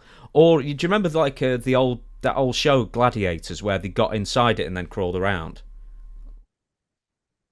Man. Yeah. And the fire starts right down there. You see any fire? On his head. You can see the fire on his head burning his hair off for like a second afterwards. Look at it again. Oh, my God. Look at it. Yep. It stays on his head for like a second and a half there. Well, it's actually a pretty good finish, I think. What are you going to do after that? Cart him out of there. So, yeah. I wonder where they got that dome. Do you know what that looks like? Have you ever seen like the motorcycle thing? You know, like the Wall of Death? Yeah. It looks like that. I bet Cycle dome or the hydrodome or whatever they call it. Yeah. You ride the motorcycle in the middle inside. Yeah, and then they do like. Would you do that? I can't ride a motorcycle like on the floor. Did I tell you we were going to do that in Vietnam? Me and my friend like 5 years ago. We were going to rent motorcycles and we were going to go like the High Van Pass or something like that. And then before we rented the motorcycles, we were on the beach having a beer at 9 a.m. and we turned around to our left and there was barely anyone on the beach, but there was a big white guy there, like blonde hair and everything. He looked Swedish, and he had, I promise you, from what we could see of his thigh to down to his knee was all scab, all road rash. He had clearly done the same thing. He'd rented a cycle, taken a tumble, and done himself in really badly. And then in the airport on the way back, the guys behind us in check-in were talking about when they fell off their motorcycles as well. So apparently it's just like some massive thing that people rent motorcycles, don't know how to ride them, and then crash really badly. And then they've got like really, inferior medical, attention there for you. This is Vietnam? Yeah. So I could have told you that. 2019 or something like that. What were you in Vietnam for? Starting another war? No, just having a look around. Just bathing in communism in the 21st century. How's the country? Oh, it's wonderful. It's a wonderful place to go. It really is a fantastic country to go to when you're not getting bombed. Yeah, getting bombed and fighting and trying to shot avoid, at. Yeah, crawling in the jungle. Yeah, as I say, our experiences in Vietnam were markedly different, I imagine. But enough about that. We have done a bumper episode of this podcast. Thank you very much for watching, everybody. We are not having a fan question and answer episode this coming Tuesday, but we will be back to our regularly scheduled programming of podcast on Friday, podcast on Tuesday, starting from next Friday. So, with that being said, thank you very much for watching. Questions for Dutch@gmail.com if you've got questions for Dutch, obviously. Anything else you would like to say as a sign-off, Dutch? No, I'm glad to be back. I missed all you guys, and I'm really proud of, and I would show my, I got that you sent to me. I got the YouTube deal that says if we have. Oh yeah, where is it? I forgot. I can't reach it right now. I don't want to. I'm in this chair. And I'll probably fall out of it trying to get it. But I got one just like you. Where's yours at? Well, that's what I was just looking at. Mine's still in the box somewhere. I don't know where it is. Oh, there it is. Mine too. Mine's still in the box. I want to see that on the wall, man, next week. Oh, we'll get it. We'll get it here somewhere. But we got a monument to put on the wall. Still it's in the in box that box right there. Yeah, still in the box for me. And it states that we have 100,000 viewers. Subscribers. I'm sorry, 100,000 subscribers. And as of today, we have 104. So listen, go to Storytime with Dutch on YouTube, subscribe, and let's see if we can. What's our next number we're aiming for? 105. No, I mean, realistically, I'd love to get to 150. I don't think we'll do it this year, but you never know. We're picking up popularity constantly. Let's set it a little lower. Let's set 110. No, 125. 110 Folks, we'll do in a couple of months. Are you sure? Yeah. So yeah, subscribers have been going up and up and up. I think we'd get there pretty quickly. But anyway, I appreciate everybody that subscribed. Tell your friends. And a lot of people have really liked the show, like the way we present it. And I don't think we bullshit anybody too much. No. You know what I mean? It's a nice thing being independent. We could have Flair on here, so he could bullshit his way through. Mm-hmm. You know, we could use up our allotment of bullshit for the year by having on two guys, Flair and you know who else? Hogan, Heyman, Hulk Hogan. We could use it up. See, I'm listening to Hulk Hogan tell the story about Bruiser Brody, and it's all messed up. Seemed like he could just read up enough on it. He said he was there. He was not there. Anyway, you hear all kind of things from all kind of people. But anyway, thanks for watching, people. We'll be back next week. Next week, right, James? Next week, next Friday, we the people. See you then. We the people. See you then.